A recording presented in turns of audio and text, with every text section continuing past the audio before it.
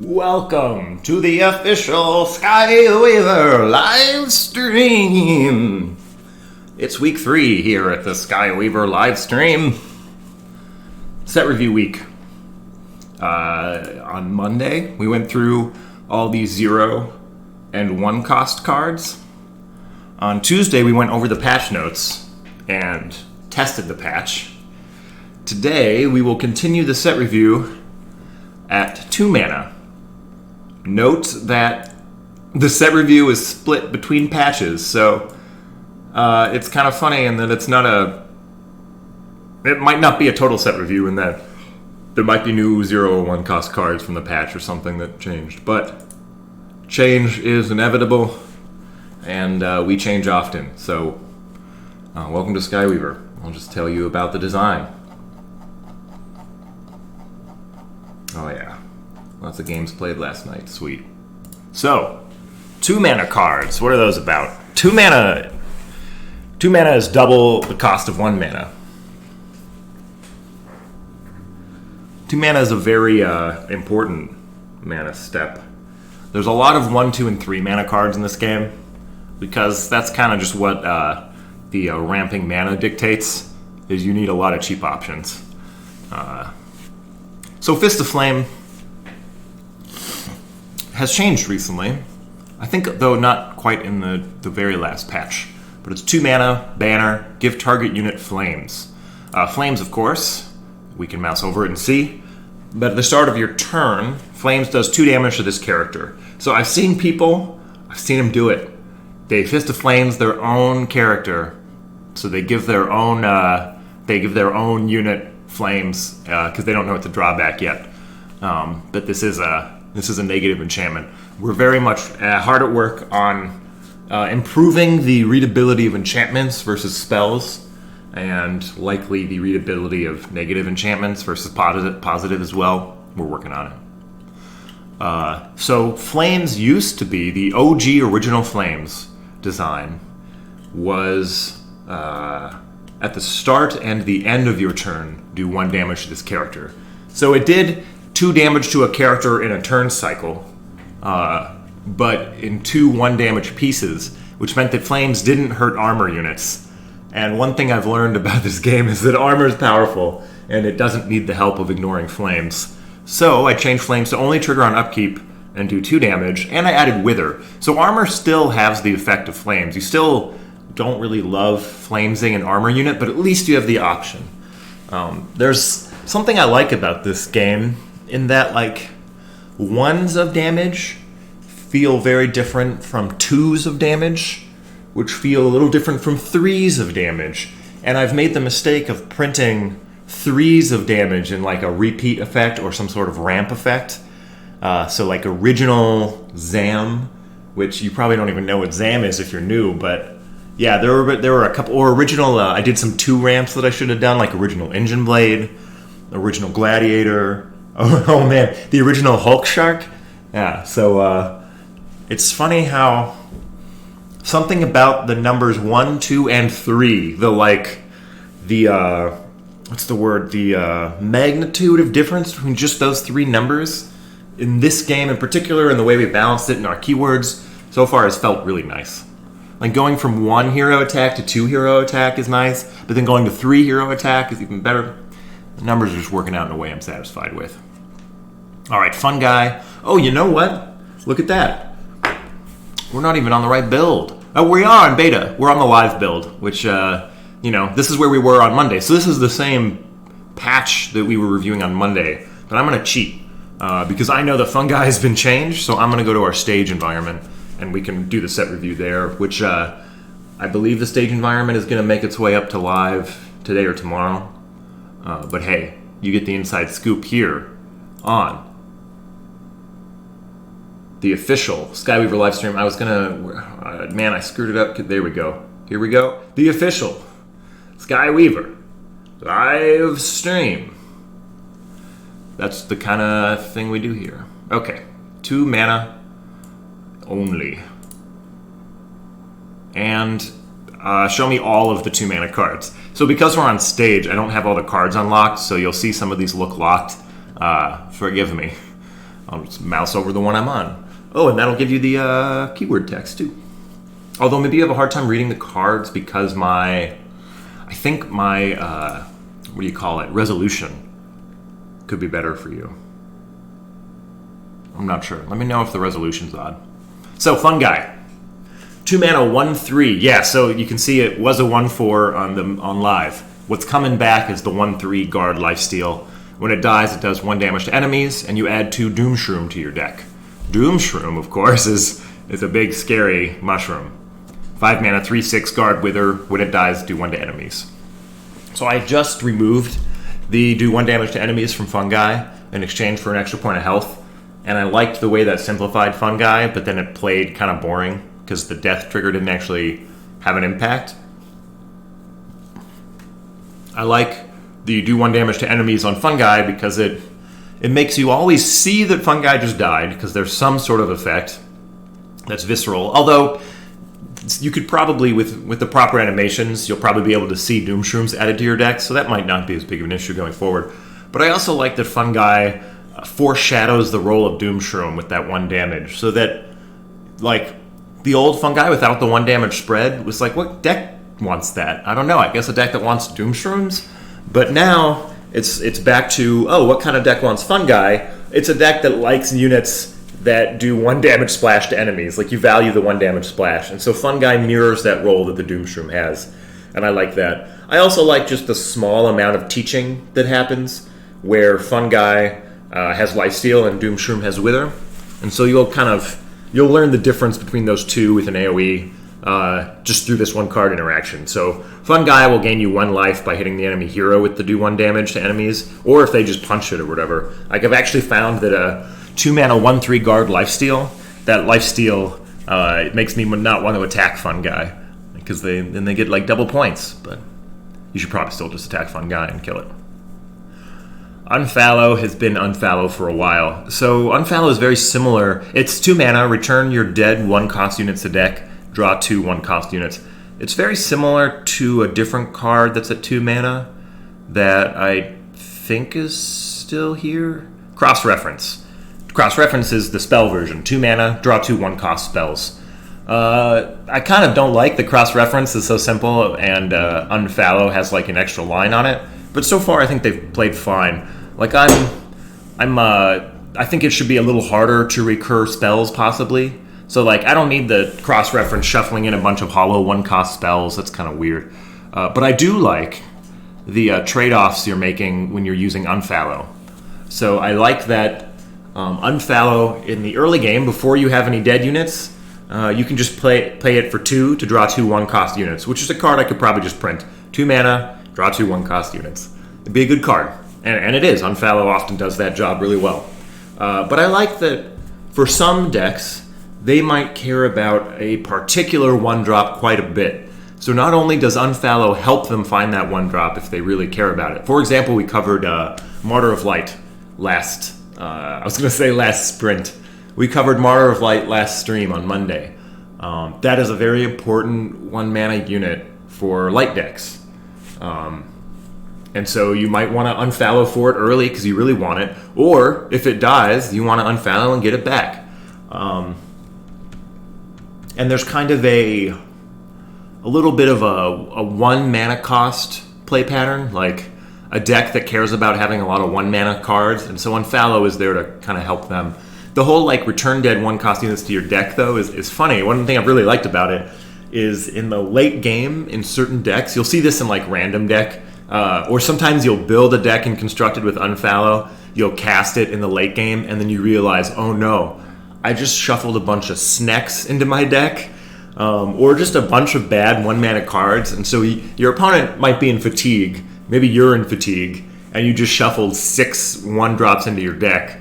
That maybe you wanted to draw random cards instead of 1-drops. I don't know.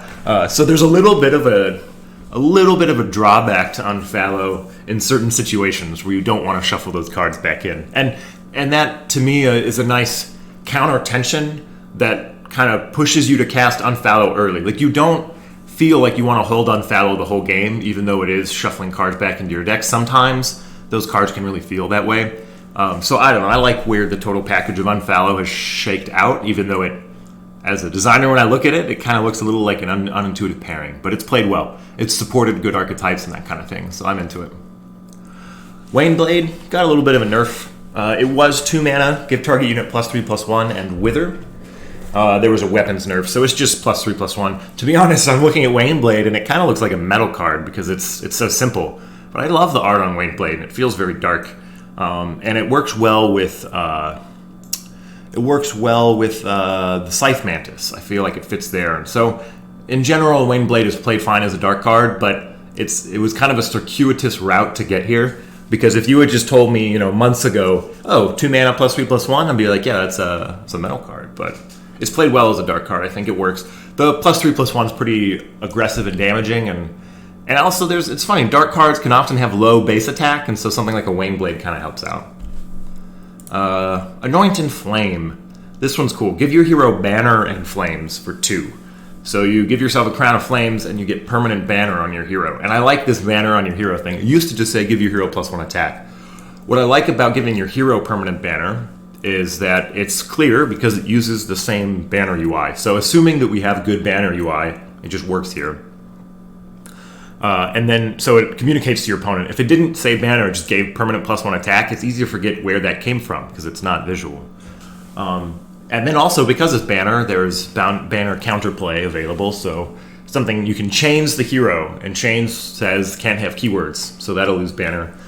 Or cards that just say enemies lose Banner, which there used to be one. There might again with Bad Dreams. I also like this whole, the possible upside of using Flames to overwrite something that you'd rather not have. So like, if you overwrite Roots on your hero with Flames, or overwrite Curse on your hero, yeah, that's pretty an efficient use of Anoint and Flame. Or conversely, cast Anoint and Flame and then overwrite the flames with a spell or something. So like maybe your crystal dies and puts a mana crystal on your hero, or you just cast Seek or whatever. So I really like those natural synergies with a card like Anoint and Flame, where as a new player, you're like, oh, I get it. There's a drawback where I'm on fire, but I get Banner. Cool. And then there's the layers and layers of strategy you can peel back just due to the natural interactions of the spell and enchantment slots being like a shelf for mechanics. I really like the shelf metaphor. Personally, in my head, every character on the board is a little shelf, and they can hold a little piece of gameplay. And that little piece of gameplay is revealed, and it's in play. It can be interacted with. It is shared information. I love that shelf. That was something when we first started talking, even before I think we got to attach spells, we were talking about moving the hero from in the UI, like under your hand, and just putting the hero in play. And we decided to put the hero in play even before we decided to give it 1 attack. So we just had a 0 attack hero sitting in play. And then I was like, oh yeah, well, if the hero's in play, I just kind of naturally had this intuition that, well, then it's easier to make them part of the game and more interactive. And I just kind of had a sense that something like Banner and something like attached spells with the hero in play will have really natural, like nice interactions with the units next to it. It's just kind of a shared space as opposed to these 2 different spaces. So anyway, I'm glad it worked out, because it's a little bit of a leap of faith when you start down these roads with these mechanics and you're like, my intuition says there's fun this way. You're kind of like a scout. You're like, I think there's water over there. But you're never quite sure if there is or how deep it is or whatever. So happy that when we showed up and arrived at the spring of attached spells, that it was there and it's deep. So I'm quite pleased. All right, another 2 mana card. We're on row 2. It took us. Oh yeah. Also, sorry I'm late today. It took us all 3 hours or so to get through 0 and 1 mana cards on Monday.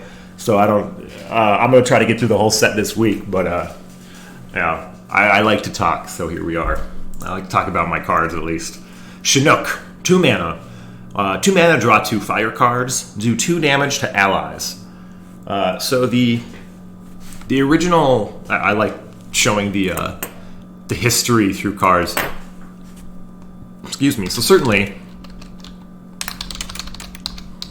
Night's Whisper is the first time my card brain was like, oh, spend 2 mana and 2 life to draw 2 cards. Pretty clean. Night's Whisper was a nice, clean card that was very impactful at the time, but in my mind it never felt OP. It was just like a nice, efficient way for black to move through its deck. And then I think Hearthstone in the... Oh yeah, it was life tap?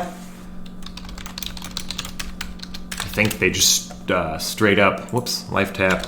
I think that search worked. The Wowopedia? WoW TCG? Is this even going to get me there? Yeah, there it is, 2 mana. As an additional cost to play life tap, put 2 damage on your hero, draw 2 cards for 2 mana. Yeah, Warlock card.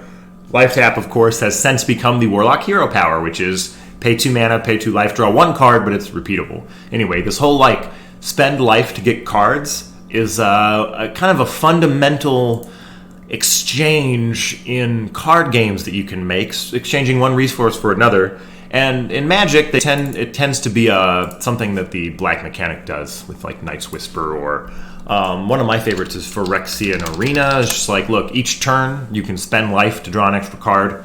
But one thing about Skyweaver that's nice is you kind of always naturally have the option to spend life to gain cards worth of value, which is to say your hero attack, because you always have your hero attack. So sometimes your opponent will play like a 3-2 for 1. They'll play the Ember Wolf, and you decide like, okay, in order to trade with that card, I'm going to spend 9 of my hero's life attacking that Ember Wolf twice, because you attack it and take 3, it attacks you and you take 3, you attack it and take 3 and it dies, so you took 9. That's like spending 9 life to draw a card. Certainly that's not, 9 life to draw a card is not a Night's Whisper, but that exchange of, oh, my life total has a value and I can exchange it for this resource is already built into the core mechanics of Skyweaver as a choice you have every turn.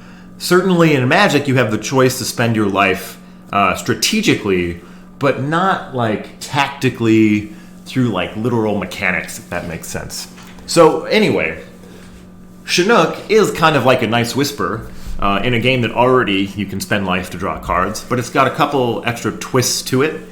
One is that because the life total is higher, in Magic the starting life total is 20, and so losing 2 life out of that hurts. Losing 2 life out of 32 in Skyweaver is not as much.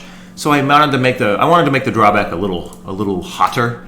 So I like to do 2 damage to allies because it makes you feel it as a player, it gives you an incentive to cast the card in a particular window to maximize it, which is you have no board. And so I like creating those ebbs and flows of times where it's clearly correct to cast a card, and then there are times where you might cast it that is suboptimal but still worth it. But you always can say, oh, at least I've navigated to this position. I have no board. I'll cast my Chinook. I feel like I maximized it. I did it. As long as it's not killing your hero. And then the fact that it's drawing fire cards has been really nice because to me it feels a little more thematic. I like pairing the drawback of doing 2 to allies with the theme and the build around of, oh, this is how fire draws cards. Is from a warm wind. That's what Chinook means.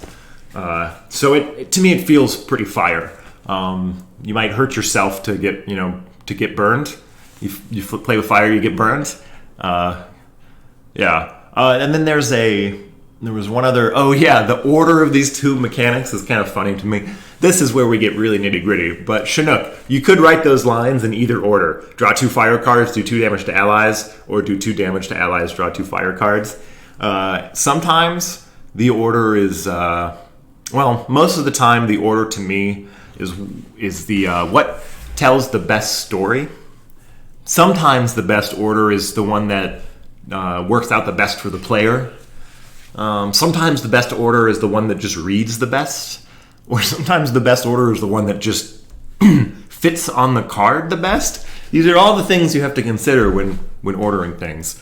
For Chinook, I just kind of like that the fire cards show up. And you're like, ooh, cool, this is nice. And then blast, you get hit by the wave. And so you're like, oh, right, fire, it burns me. This one could go either way. I just wanted to bring up the idea that when we word cards, the whole, like, which order these 2 effects happen in, it's not always simple. Right. Familiar, stealth, 2 mana, 2/2. When you play a spell, that's what Inspire spell means, do 1 damage to the enemy hero. That effect has been around for a while. Play a spell, do 1 with the enemy hero. But I've never... it took a while to narrow in on the 2-mana 2/2 stealth stat line. Because it can be a powerful ability. So it depends on how easy it is to play a lot of spells and the tempo of the format, that kind of thing. But so far, just 1 damage per spell hasn't felt at all backbreaking. It's been like a nice piece of candy, but not the whole strategy that you're using with Familiar. But I do like that Familiar is has some sequencing incentives to it. And there's a little bit of Familiar is one of those cards that you might run out and then use the spell later. I don't always bundle Familiar and then the spell. Sometimes I do. I try to, but not always. This is one I'm a little more willing to just lay out there. And then the spell is Blood Moon. Enemies lose stealth, give ally units +2 attack. It used to make all units lose stealth, so it got a little cleaner. So yeah, this is kind of makes Familiar good in a go wide unit deck. It's a nice way to push damage, but also you're getting some pings with your spells. It's just kind of a nice fire card. Turtor. This OG. Turtor is OG. 2 mana, 2/2 armor. And when you summon it, both players gain 1 max mana and draw. So it's this is a wisdom card like Hydrate. On Monday we talked about Hydrate, which is 1 mana, both players draw 3 cards. Turtor's in that same kind of vein where it's helping both players. But presumably you as the wisdom player, you can get the better value out of your cards and your mana. And you the theory is that if you're playing Turtor, you want to accelerate the early game a bit so that your mid game can kick in. I really like Turtor and Hydrate in the second prism that players unlock because I feel like they lead to generally better games. If I'm helping my opponent by helping them draw cards, then the game kind of feels more powerful and more players feel like they're in it more, even if they are losing then because now their opponent also has more cards or something. I like for new players, I like that they're playing with cards that give both players resources, if that makes sense. It's a nice, we're both here to learn and we're not playing totally efficiently, so it's nice that the game's kind of helping you out. I'm you need some extra cards, here you go. But Turtor's just played really well. 2 mana, 2/2 armor is a nice stat line to have, and it's just easy to slip in there and draw the card. Turtor, sometimes I wonder if Turtor is maybe actually a bad card, power level wise, it's bad, but it always feels good when you cast it. So I don't know. I'm kind of fascinated by these symmetrical effects and how they're not totally intuitive to analyze. Crush got buffed in this last patch to 2 mana. Crush does X damage to target unit, where X is the highest ally unit health. So if you don't have any units, Crush won't do any damage. But as long as you have a unit, presumably it'll do at least 1 damage. It used to be 3 mana. 3 mana was for a conditional removal spell, it could be kind of hard to slot in. 3 mana to do 3 damage to a unit, which was kind of middle of the road. You play something like Gus. It was not great. So this is a little more now in the Hyper Beam territory, which is a situational 2 mana removal spell that only damages units. But Hyper Beam has been pretty consistent. So let's see what Crush does it to. I also, while we're talking about 3s that became 2s, I did the same thing to Enrage. Enrage used to scare me because there were certain glories that were really powerful, and just being aggressive, doubling an attack with Enrage was pretty powerful. But I feel like the rest of the format has caught up now, where having defenders, having any units in play to kind of soak up an Enrage, I think is more likely. It takes more work to do to get that kind of lethal damage. So I want to test Enrage at 2, as well as Crush. Should help random a little bit too, just by making the mana that much easier.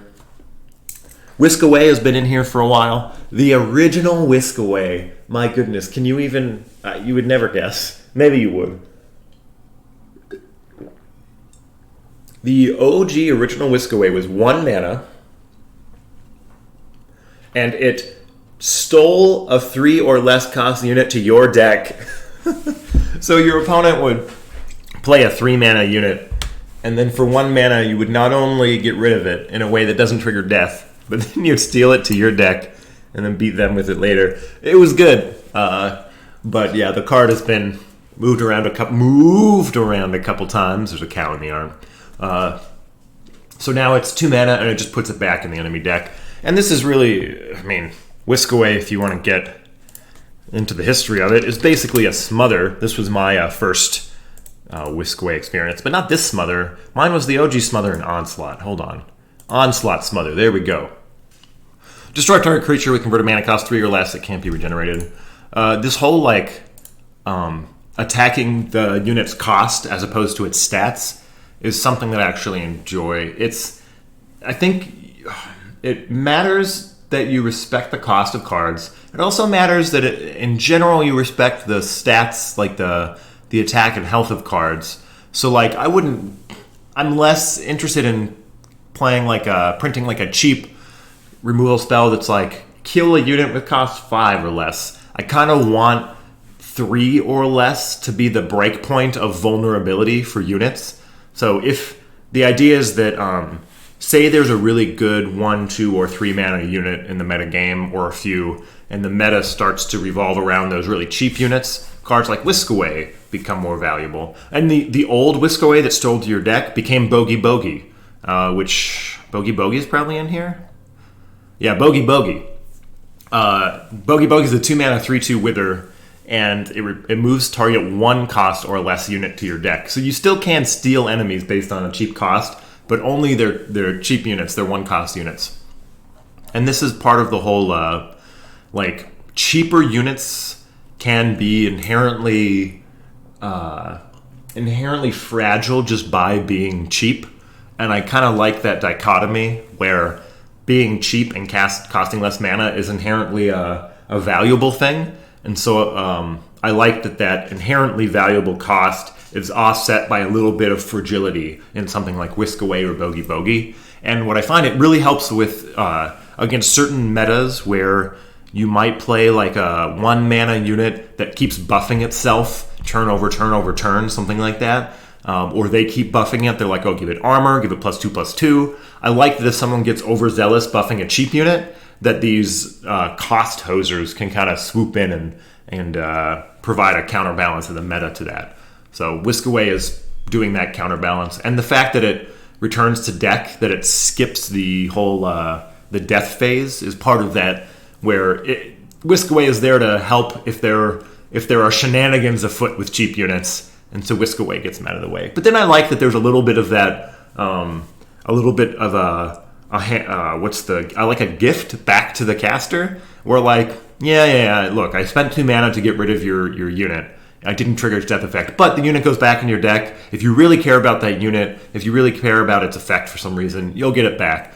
And so then as the user, there's a little bit of a trade-off on like, well, maybe I don't Whisk Away that thing that I'd rather just die as opposed to them casting again. Or maybe I don't Whisk Away that thing that has a spell that they could recast next time they draw it. Or sometimes you want to reuse your own unit. And so you can also, it doesn't happen a ton, but you can Whisk Away your own units. If it happens to anybody, it happens to Gus. I've seen Gus get whisked away. Let's jump ahead to Gus. It's a 2 mana 1/3 banner. And then Gus has an air spell. Draw an air unit and spell. You have air cards in your hand, -1 cost. And I've seen there was an air deck that would whisk away its own Gus just to cast Gus and Head in the Clouds as many times as possible. But yeah, Gus is just there to support the air deck. Head in the Clouds is good in the air deck. If you don't have any other air cards, it's basically 2 mana, draw 2, but you have to put 4 mana into it. And then just a 2 mana, just a 1/3 banner stat line is pretty healthy. I love the 1/3 banner stat line because you can't attack and kill it normally with just 1 banner. You yourself need some banners. I just find that the 1/3 banner stat line does nice things in combat versus the hero attack.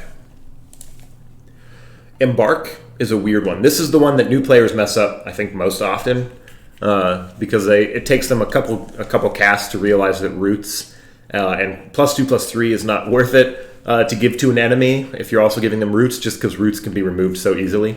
Roots is there as like a mana tax. It's not there as like an attack preventer as much. Like mass roots can prevent attacks, but usually not the one you care about most, because that's the one they'll unroot and attack with. But it's there to tax their mana. And that's something I really like about Flames and about Roots, and to a lesser extent about Curse and Frostbite, is it's a fun... like interactive way to disrupt or tax the opponent's mana, but in a way that puts the choice on the opponent, as opposed to like, oh, destroy an enemy land. Well, yeah, now that puts a tax on their mana. Or even we have like Geode, all spells cost one more. That puts a tax on their mana, but mostly by saying you can't do something that normally you could do here. You're just like, literally you can't cast the card because it's too expensive or you don't have the resources. So I like that Roots does a similar thing where it's like you're kind of down 3 mana when you get rooted, but the choice is up to you, and there's still synergy around maybe I can replace the roots kind of thing. So anyway, Embark is a weirdo, because Embark you want to put on your own units. So Embark is there for the deck that likes to replace its own things. So you might play a unit that has an inherent drawback with something like Frozen, and then you just embark it. Or maybe your opponents are playing like curses or something. If you get cursed and then you overwrite the curse with embark, that's pretty good. You're still spending like 5 mana to give +2/+3, but that overwrite with the roots is I think where you get the extra oomph for the synergy, where you would actually want to put this in your deck. Otherwise it shows up mostly in random, just to teach people how enchants work, and that you don't necessarily want to root enemies when it gives +2/+3. In Rage, we talked about it, got buffed to 2. I like that. I like the way randomness works in this game, where it prioritizes enemy units over the enemy hero with the fighting, and so I like that. It makes it somewhat predictable in that, like, if you care about trading with a card, you can rely on trading with a card, and if you care about damaging the enemy face, you can strategically remove all other enemies and then get the face damage with confidence. There's not this, like, certainly there are times where your opponent has 2 different units and you really want it to attack one and not the other. There are those times where you do have to cross your fingers, but you don't you basically opt in to crossing your fingers as the player. You're not forced to cross your fingers every time you cast Enrage. It's more like, if you're in a suboptimal position, you have the option to kind of spend luck to try to catch up. Sometimes that's how I think of luck, is like, I want to avoid flipping coins unless I absolutely have to, but I love having the option to flip coins to try to get back in the game, rather than just being like, oh, I'm behind and I don't have any options. So being able to, like, press your luck and flip some coins to try to get out of a bad situation, I think is actually when luck works well. So like Enrage and Yellowjack are those kinds of cards to me, where you get to decide as the user, like, all right, I got to try to get lucky here. And then sometimes you do, and you're back in the game, and sometimes you don't, you're out. But the strategy of that moment to me feels good, as opposed to, I mean, oh man, I'm going to pick on one of my least favorite cards. Whoops. Brawl in Hearthstone is basically the opposite of this. Brawl says 100% of the time when you cast Brawl, you're like, wow, I hope I don't get really unlucky here. There's like, you can't, I don't know, I mean, sometimes certainly you hope you get to cast Brawl in a situation where you don't care what wins the Brawl. Brawl destroys all minions except one chosen at random. Like, oh my god. And it's in the core set. It's in their base set. Brawl has been legal the entire lifetime of Hearthstone. And Brawl is so powerful, you have to play it. Like, if you're playing Control Warrior, Brawl is the sweeper you get. They can't print other sweepers at the power level of Brawl because you already have Brawl. And so I played a lot of Warrior and I liked it, except for Brawl. And this one card makes me just want to stop playing the class. And maybe it did. Because, like, you just get in a situation where you're like, okay, this is the exact situation I put Brawl in my deck for. I've maneuvered the game to this situation. I just need to not lose the Brawl. And then you lose the Brawl. You're like, well, so much for strategy. So yeah, I prefer not to put players in that situation, but it doesn't mean I'm doing no randomness. Just trying to speak to some of that difference in approach there. Here's another card with some randomness to it. Wildfire. Summon a 2-cost unit. Ready it if an ally is fire. When it says summon a 2-cost unit, it tries to summon from your deck first. If it can't, it'll try to summon from your prisms. And when it tries to summon from your prisms, that also respects singleton. So You could run out of 2-cost units eventually, and this would whiff, but there's a lot of 2-cost units, so you probably won't. So the luck here is you don't know what 2-cost unit you're summoning, but in deck building, you can kind of min-max how many different 2-cost units you put in your deck. And then also this whole ready it if an ally is fire. I actually really like that line because you could only put 2-mana fire units in your deck, and then Wildfire will always find a 2-mana fire unit and then ready it. Or you could put other fire units in your deck and play them first, and then play Wildfire to go find any 2-mana unit you want, and it'll come in and get ready because you already have that other fire unit. So I like that there is some press your luck in it that you could do where you're like, well, I hope I just hit a 2-mana fire unit. Or you can min-max it with deck building, or you can min-max it with how you play and waiting until you have a different fire unit. So I like this card. And there's some decks that might play a Wildfire just to get a 2-mana unit they really care about, and they just ignore the fire part. They're like, yeah, I just really like, for example, Gus. And I just play Wildfire and Gus, and I just make sure I always get Gus. And that's a total fine use of Wildfire too. It's like a second copy of a 2-drop you want, if you're willing to build your deck in a certain way for that. We talked about Gus. Defragment's a little new. Defragment used to be like -5 attack or -4 attack, and then the overflow goes to their health. So if it was like a 1/8 and you gave it -5 with overflow, it would go to a 0/4. So we get -1 attack, -4 health. Anyway, I like that mechanic. I might print that removal spell again one day, but I wanted to simplify it a little bit at this stage. So, Defragment's a weirdo. I haven't seen a card like this before, but here you go. Swap a unit's attack and health, and then give it -2/-2. So it's kind of there to kill 2 attack units. Oh, we talked about this in the patch notes yesterday. Dark, in particular, has a lot of minus attack effects. There's a lot of wither, that kind of thing. And so I like having ways to clean up units that have 0 attack. The game can naturally clean up units that have 0 attack because they can still attack, so they can suicide into things. But I still also like to put mechanics in the game and that help clean up those small attack units that do good work there. Small attack, high health, Defragment is great for you there. It'll like topple that unit over. Kind of like it's like a topsy-turvy built in with some minus. Lionheart, we also talked about in the nerf patch. With the nerf yesterday, it used to dust the whole discard pile on Glory. Glory is when it hits the enemy hero. Now it only dusts the top X dead cards, which is how much damage it dealt. And mostly I'm trying to open up space so I can print more dust effects in other places. Not that this one in particular needed a nerf, but this one card doesn't need to dust the whole dead pile anymore, because I'll add more dusting elsewhere. And then the spell here has changed somewhat recently. Ragnarok. Give target light ally +4/+1, or do 8 damage to target dark enemy. This has been a really great attached spell, as opposed to just a normal spell. It's a fine normal spell, but it's pretty narrow. You have to pair it with a light ally, or they have to play a dark enemy. But on Lionheart himself, Ragnarok's played really well. Because 6 mana for a 6/3 armor lifesteal, that's cool when you just play it and put the Ragnarok on itself. Or with the armor, you actually don't mind dangling the Ragnarok as much as you might on another unit. The armor helps.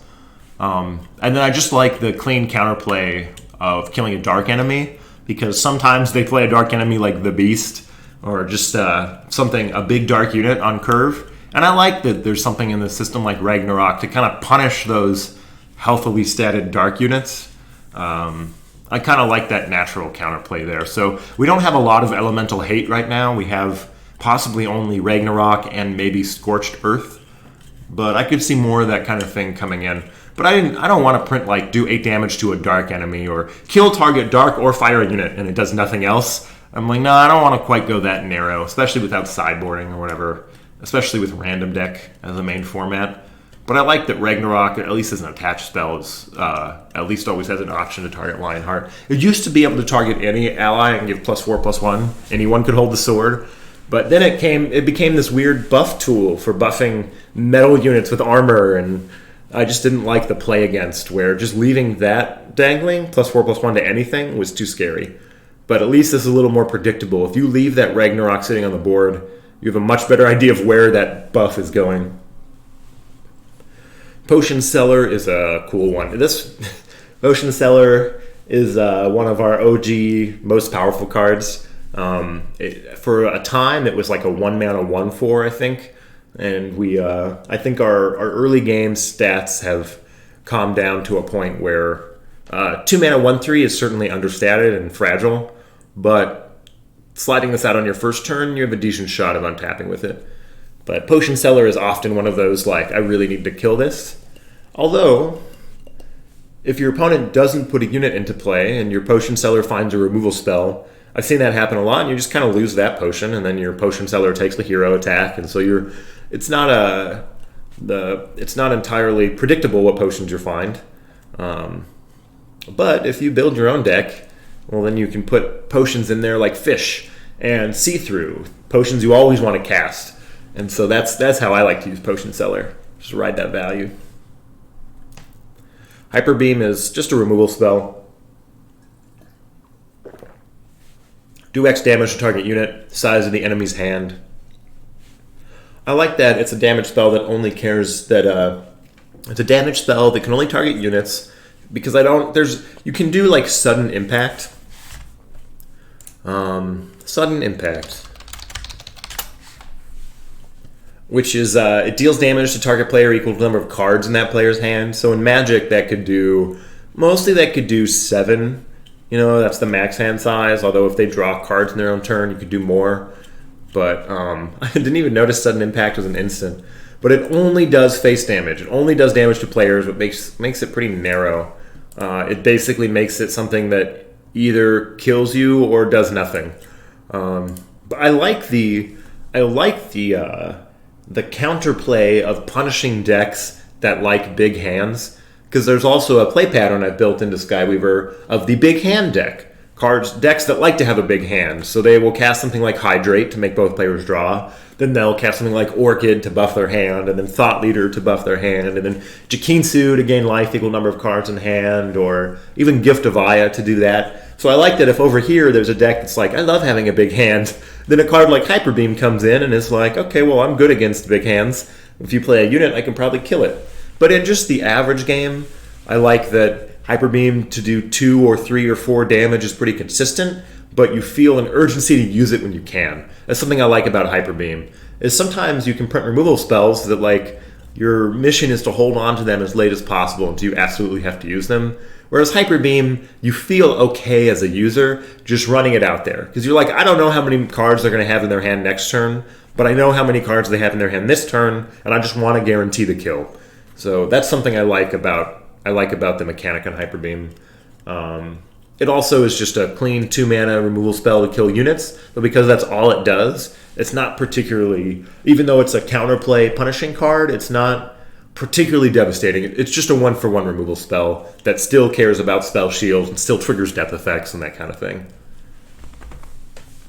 Ponderous, 2 mana, 2/3, stealth. Spells on allies have -1 cost. And if you look at the spell, Study costs 3, but with Ponderous and Play it'll cost 2. So this is kind of a 4-mana play. And then when you cast Study, you draw a spell and then you give it to your hero with +1 cost. You give Study to your hero with +1 cost. So you can Study for 2, and then Study for 3, and then Study for 4. But then if Ponderous dies, instead of studying for 5, the next one would be 6. So I like that Ponderous comes down and the spell splits off onto your hero, but you still want to protect Ponderous as long as you want to Study. So your opponent has kind of a two-way option of like, well, either I can overwrite the Study on their hero, but that's kind of hard and kind of narrow in the effects that do that. Or I can kill the Ponderous, which hurts the Study, and I have a lot more effects that are going to kill Ponderous most likely. I mean, I can kill Ponderous in combat or with a removal spell. And so I like that it kind of breaks that up. Study as just a card, I think also exists. Yeah, it's in Heart, so you can just play Study by itself, but you're paying less for the initial Study, but more overall if you don't have Ponderous in play. But if you care about specific spells or mostly Study, I like it if you're in a random game that's gone late and you have a bunch of mana. It's really easy to have like 20 or 25 mana turns where you're wasting almost all of it. but then you draw a study, and then you're like, all right, now we get to go, and you just get to sink a bunch of mana into a card. I like that. Royal Mummy is just a workhorse. Let me get some water.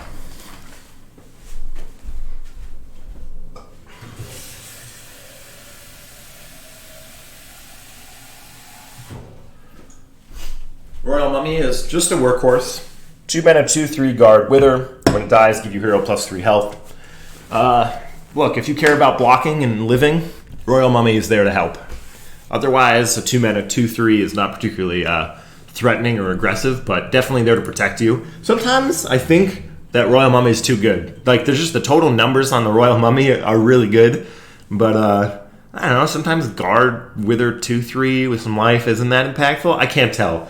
Coulter says Rise is really good too, which is 5 mana, summon 2 Royal Mummy, and I believe that too. Sometimes I'm like, maybe Royal Mummy should be a 2/2, and maybe Rise should cost 6 or something.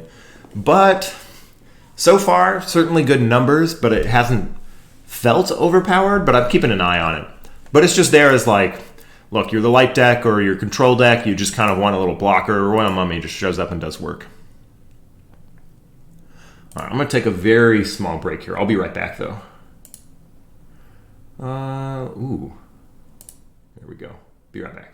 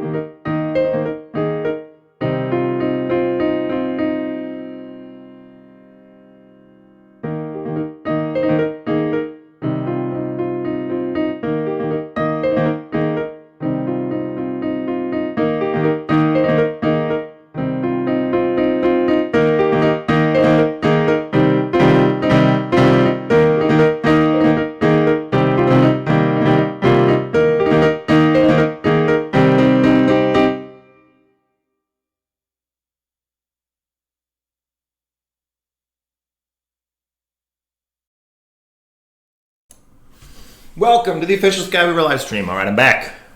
We're still doing the set review this week. Today's stream is only 2 hours because I slept in. I woke up at 10 o'clock, and that's when I normally start the stream, so I went and got breakfast and started an hour late, so here we are. And we only have an hour left to have a meeting in an hour and 10 minutes. But I think, oh my goodness, can I get through all the 2-mana cards in an hour? Let's see. It's my stream. I got all the time in the world. All right, Sabertooth. Sabertooth just changed for the first time in a long time. Sabertooth is a 2-mana 2/3 lifesteal stealth with spell shield. Prevent the next damage from a spell to this character. And the idea here was like, if there is a... Oh, spell shield, by the way, ignore the 99. It's supposed to just not have any cost and not be castable. It's just an aura. It's an enchantment.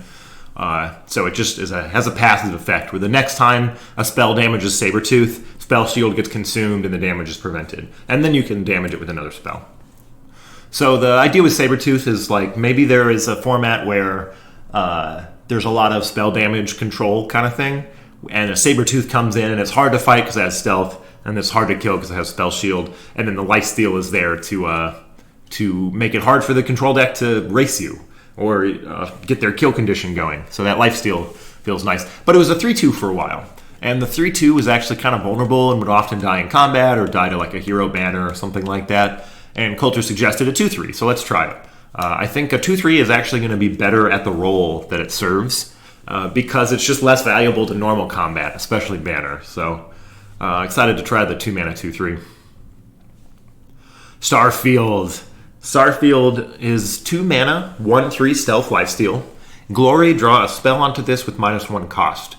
The original Starfield was a 1/4 stealth, and it drew a spell on Glory. It just drew a spell into your hand, and that basic role to me is a Finkel. It's a Shadow Mage. Oh, here's a fun story: Shadow Mage Infiltrator.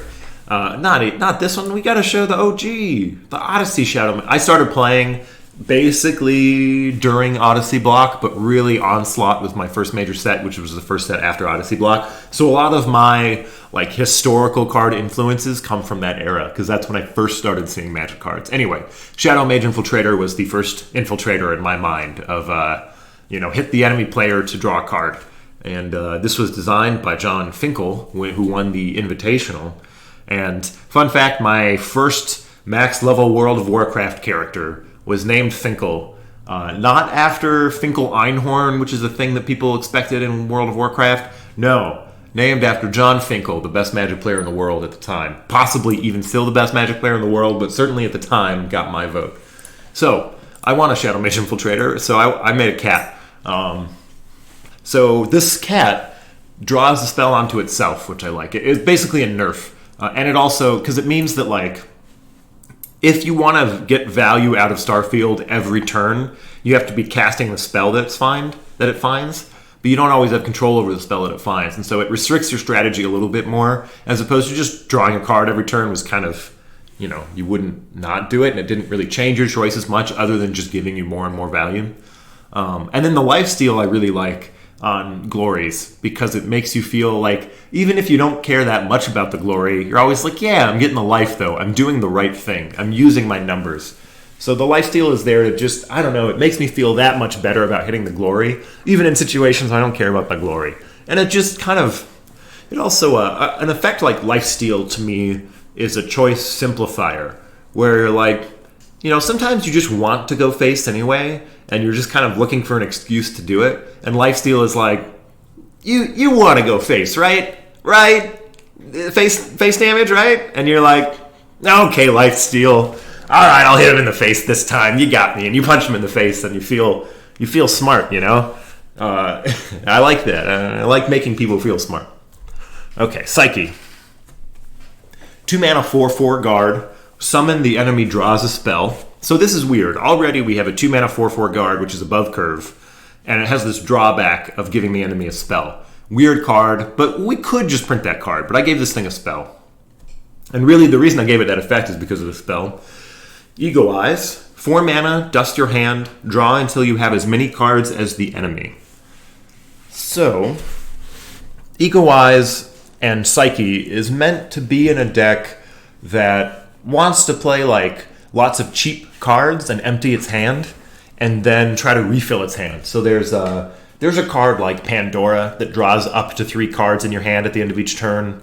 In the card like Eagle Eyes that wants you to have a smaller hand than your opponent. And so Magic has a mechanic called Hellbent. Let's go talk about Hellbent. I'm not going to be able to just search Hellbent because I need to search text. Unless I can remember, there's a Jester with Hellbent. I'm pretty sure Demon's Jester, look at that. Demon's Jester has Hellbent. Hellbent is active as long as you have an empty hand. It was the Rakdos mechanic at the time, in Ravnica. OG Ravnica. Dissension, maybe? Yeah. Oh, yeah, actually. Is it Dissension? I bet it is. Or maybe it's the final one? Yeah, Dissension. Okay, that is... Okay, so, Hellbent.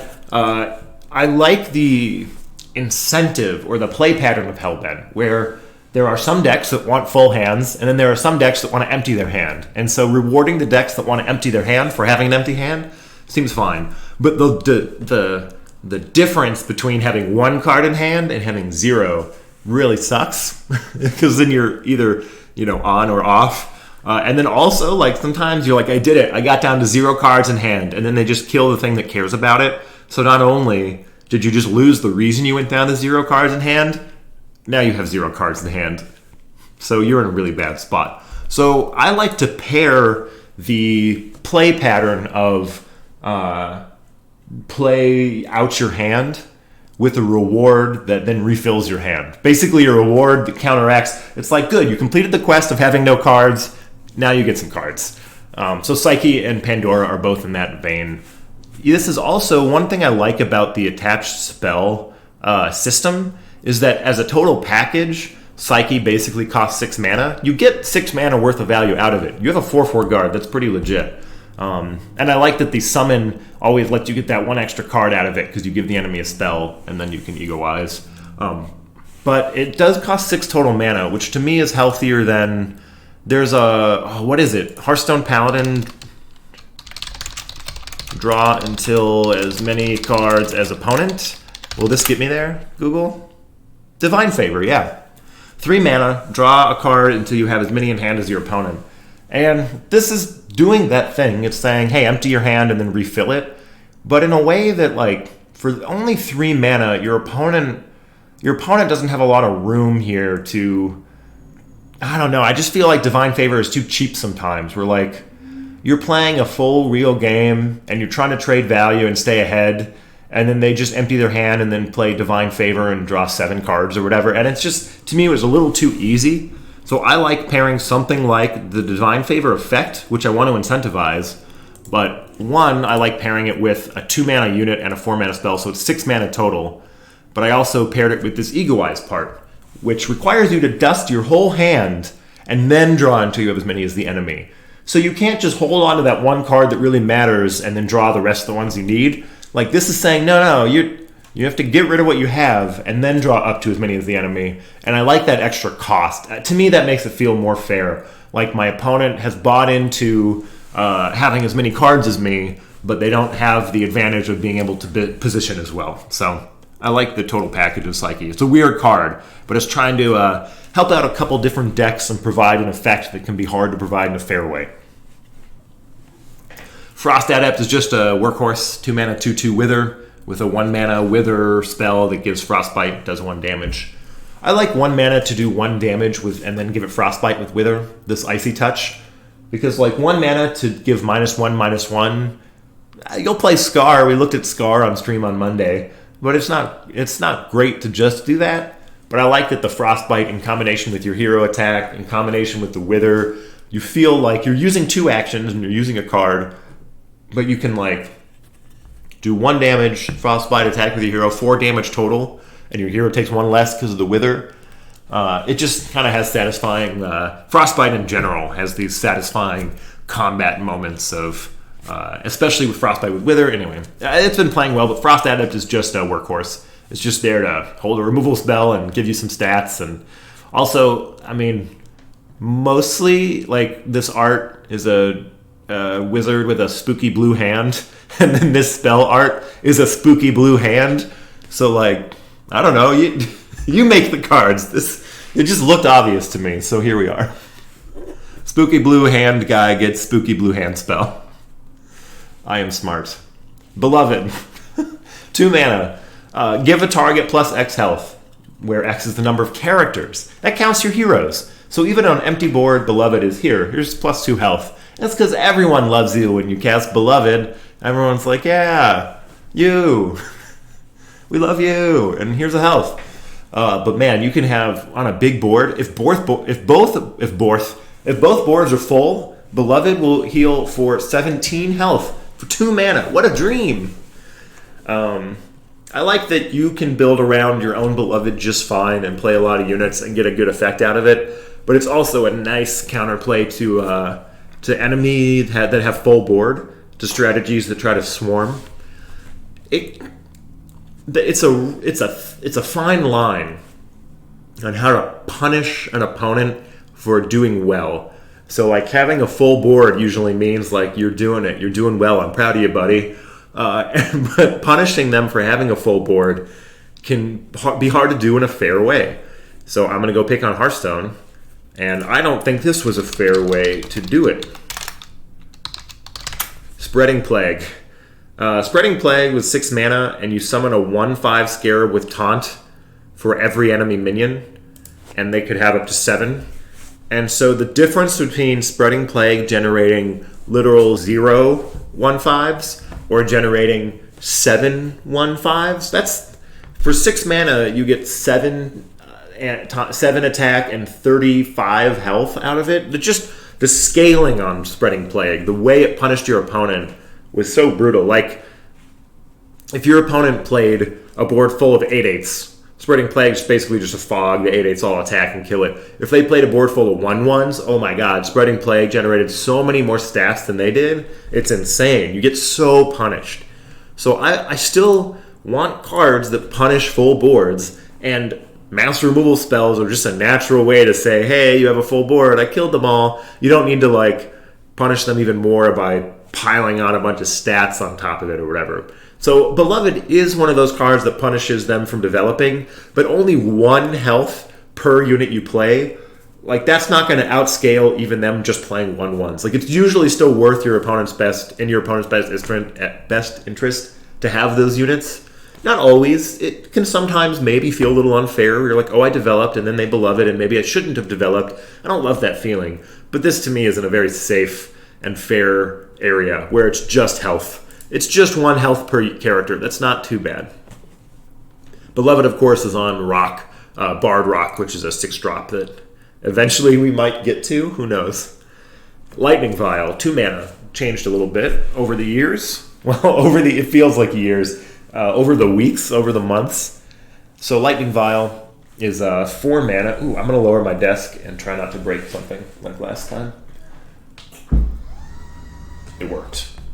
So, Lightning Vial. Do 4 damage to a random enemy if lethal dusted. We've talked a little bit about random damage output. So this will prioritize damaging enemy units before damaging the enemy hero, if it can.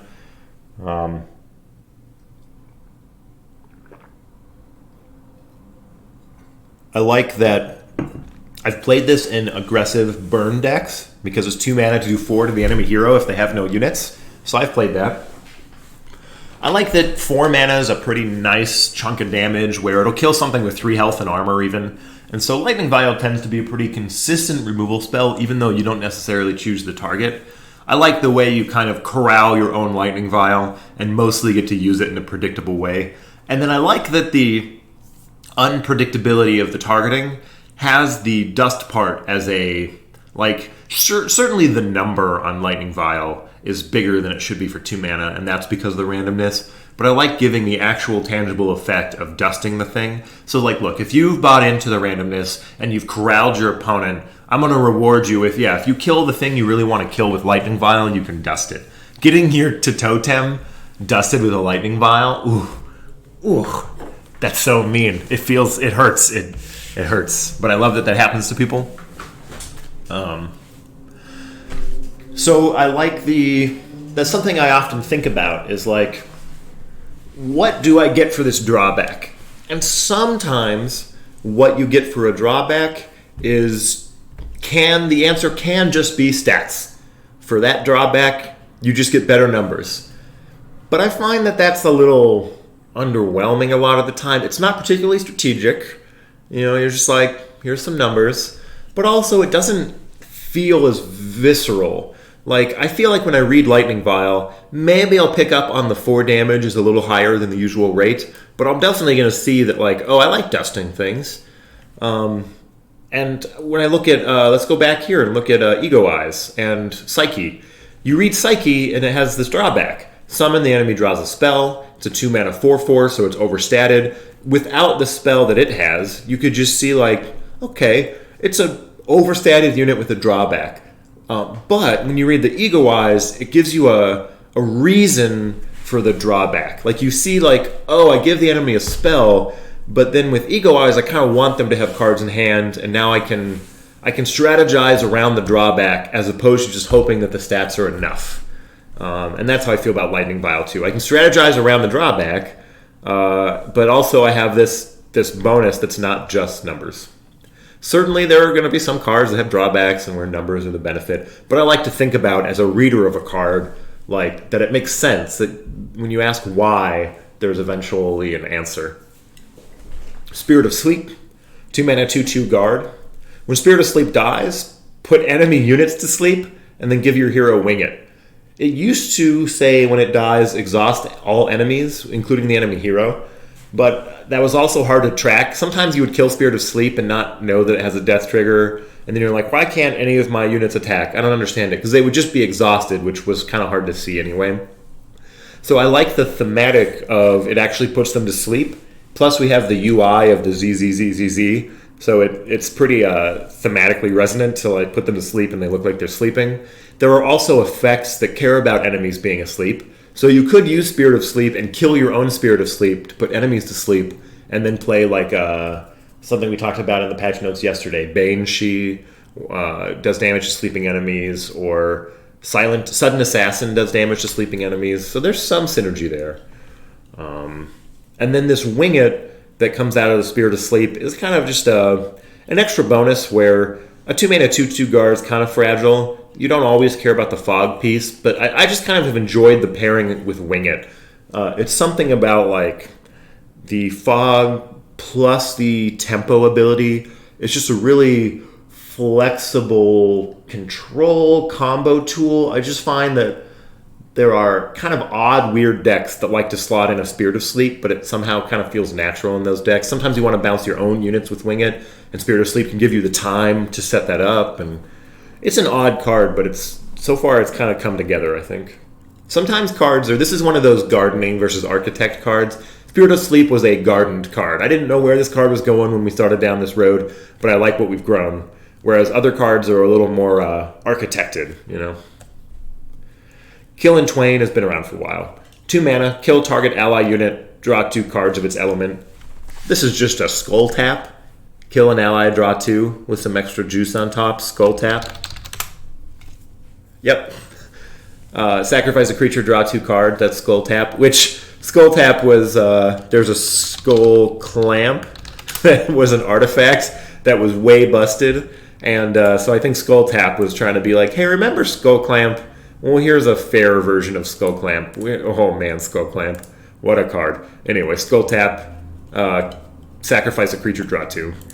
So Kill in Twain's in that vein, but I like that it ties into the element bit. I've definitely built elemental decks around Kill in Twain packages. So like I've played maybe like an Elderwood and a Leaf Ranger or a Charmling, like a couple cheap Earth units, and then I'll play up at the top end, I'll play like maybe I play like Mother Ethera and an Earth Dragon or something. Or you could also play like an Allbane at the top of your black cards with a couple cheap dark units, and then sacrifice those to find your removal spells. Or Kill in Twain on your Flame Phoenix to then try to draw into the Fireball. There's some cool Kill in Twain stuff you can do. I've talked about building elemental like paths in your deck, and Kill in Twain is one of those where, as a user of Kill in Twain, I can kind of think about what kind of cards I want, and then I can prioritize what unit I'm killing, as opposed to the just brain dead simplicity of kill a unit, draw 2, which is totally fine. I just like that this has a little bit of extra strategy to it. And it's a really natural strategy with the elements. I've gotten some feedback that there's not a lot in the game right now that cares about elemental synergy. And in some ways that's true, but I also think people overlook cards like Kill and Twain as an elemental synergy card because it doesn't mention a specific element, but certainly it's better if you're thinking about elements.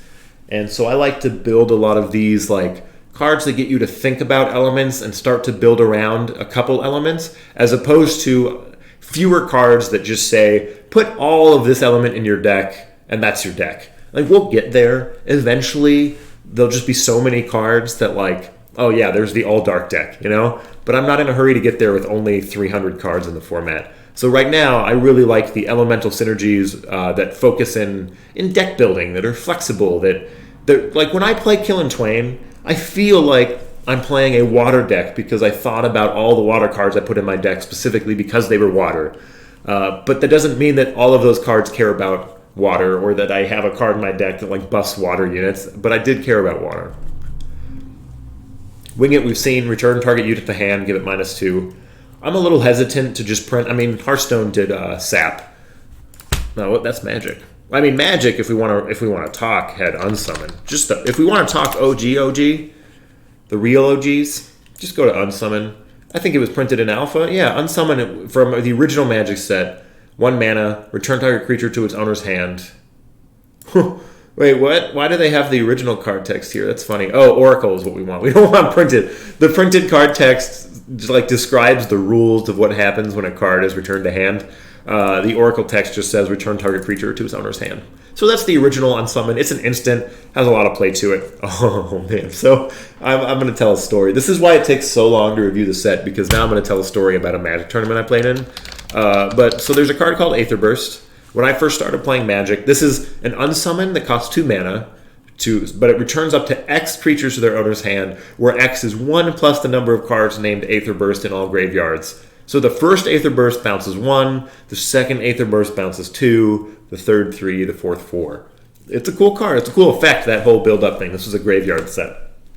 So my first ever constructed Magic tournament was Standard with this and Onslaught, I believe. Or possibly this and... No, it might have been this and Odyssey into...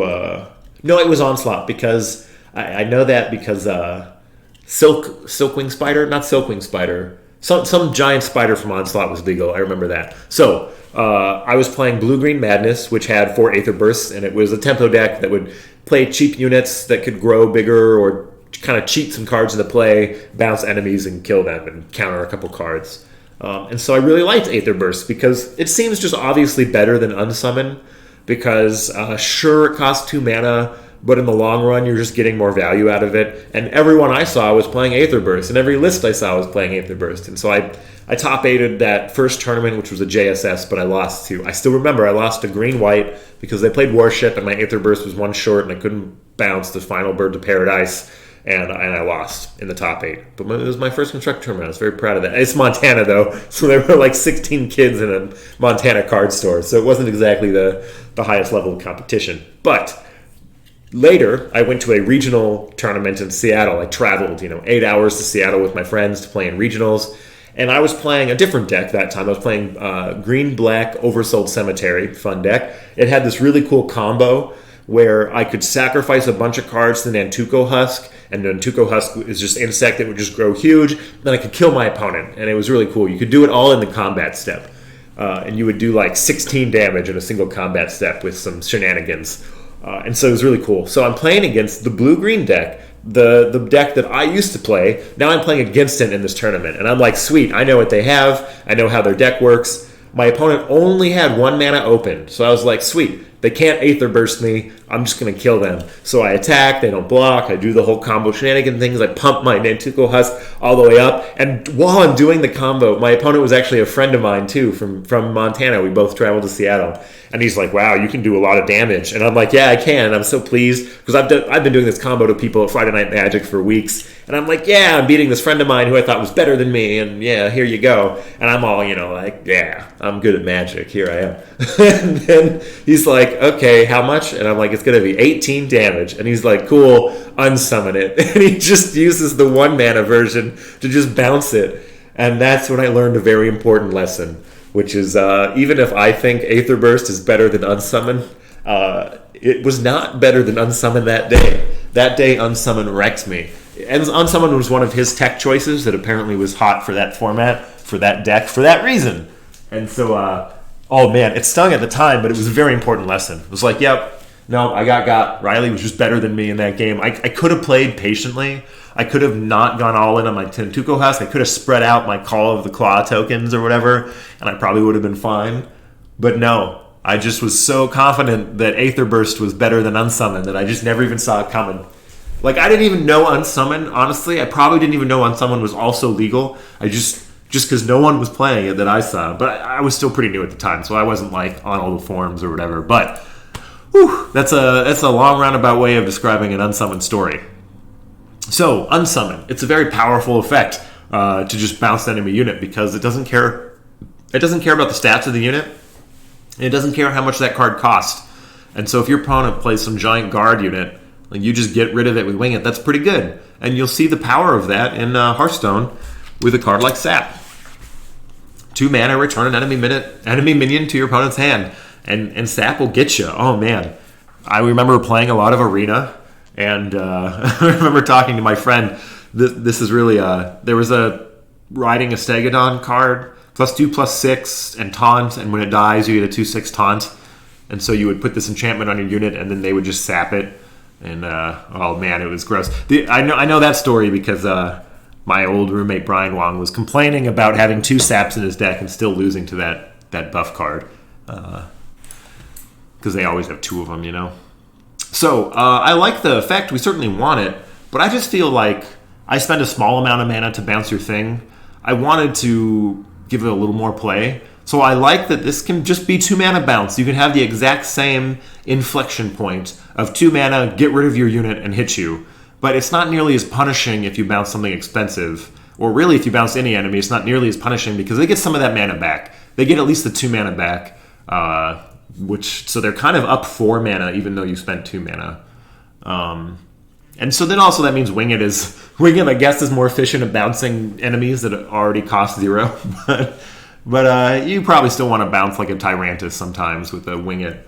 But I like that those 2 effects are paired. And then it also has a little bit of extra strategy to... Sometimes you want to bounce your own unit to reuse it, and Wing It is really good at that.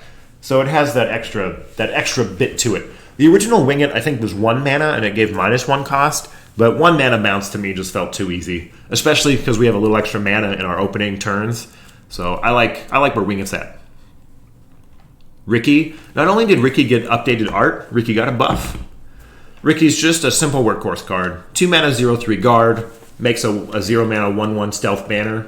I like that just as a single card, Ricky teaches you how guard and stealth works. Guard protects your hero from being attacked, and stealth hides behind your hero until it's attacked. And so I like that it sets up that lesson as 1 card.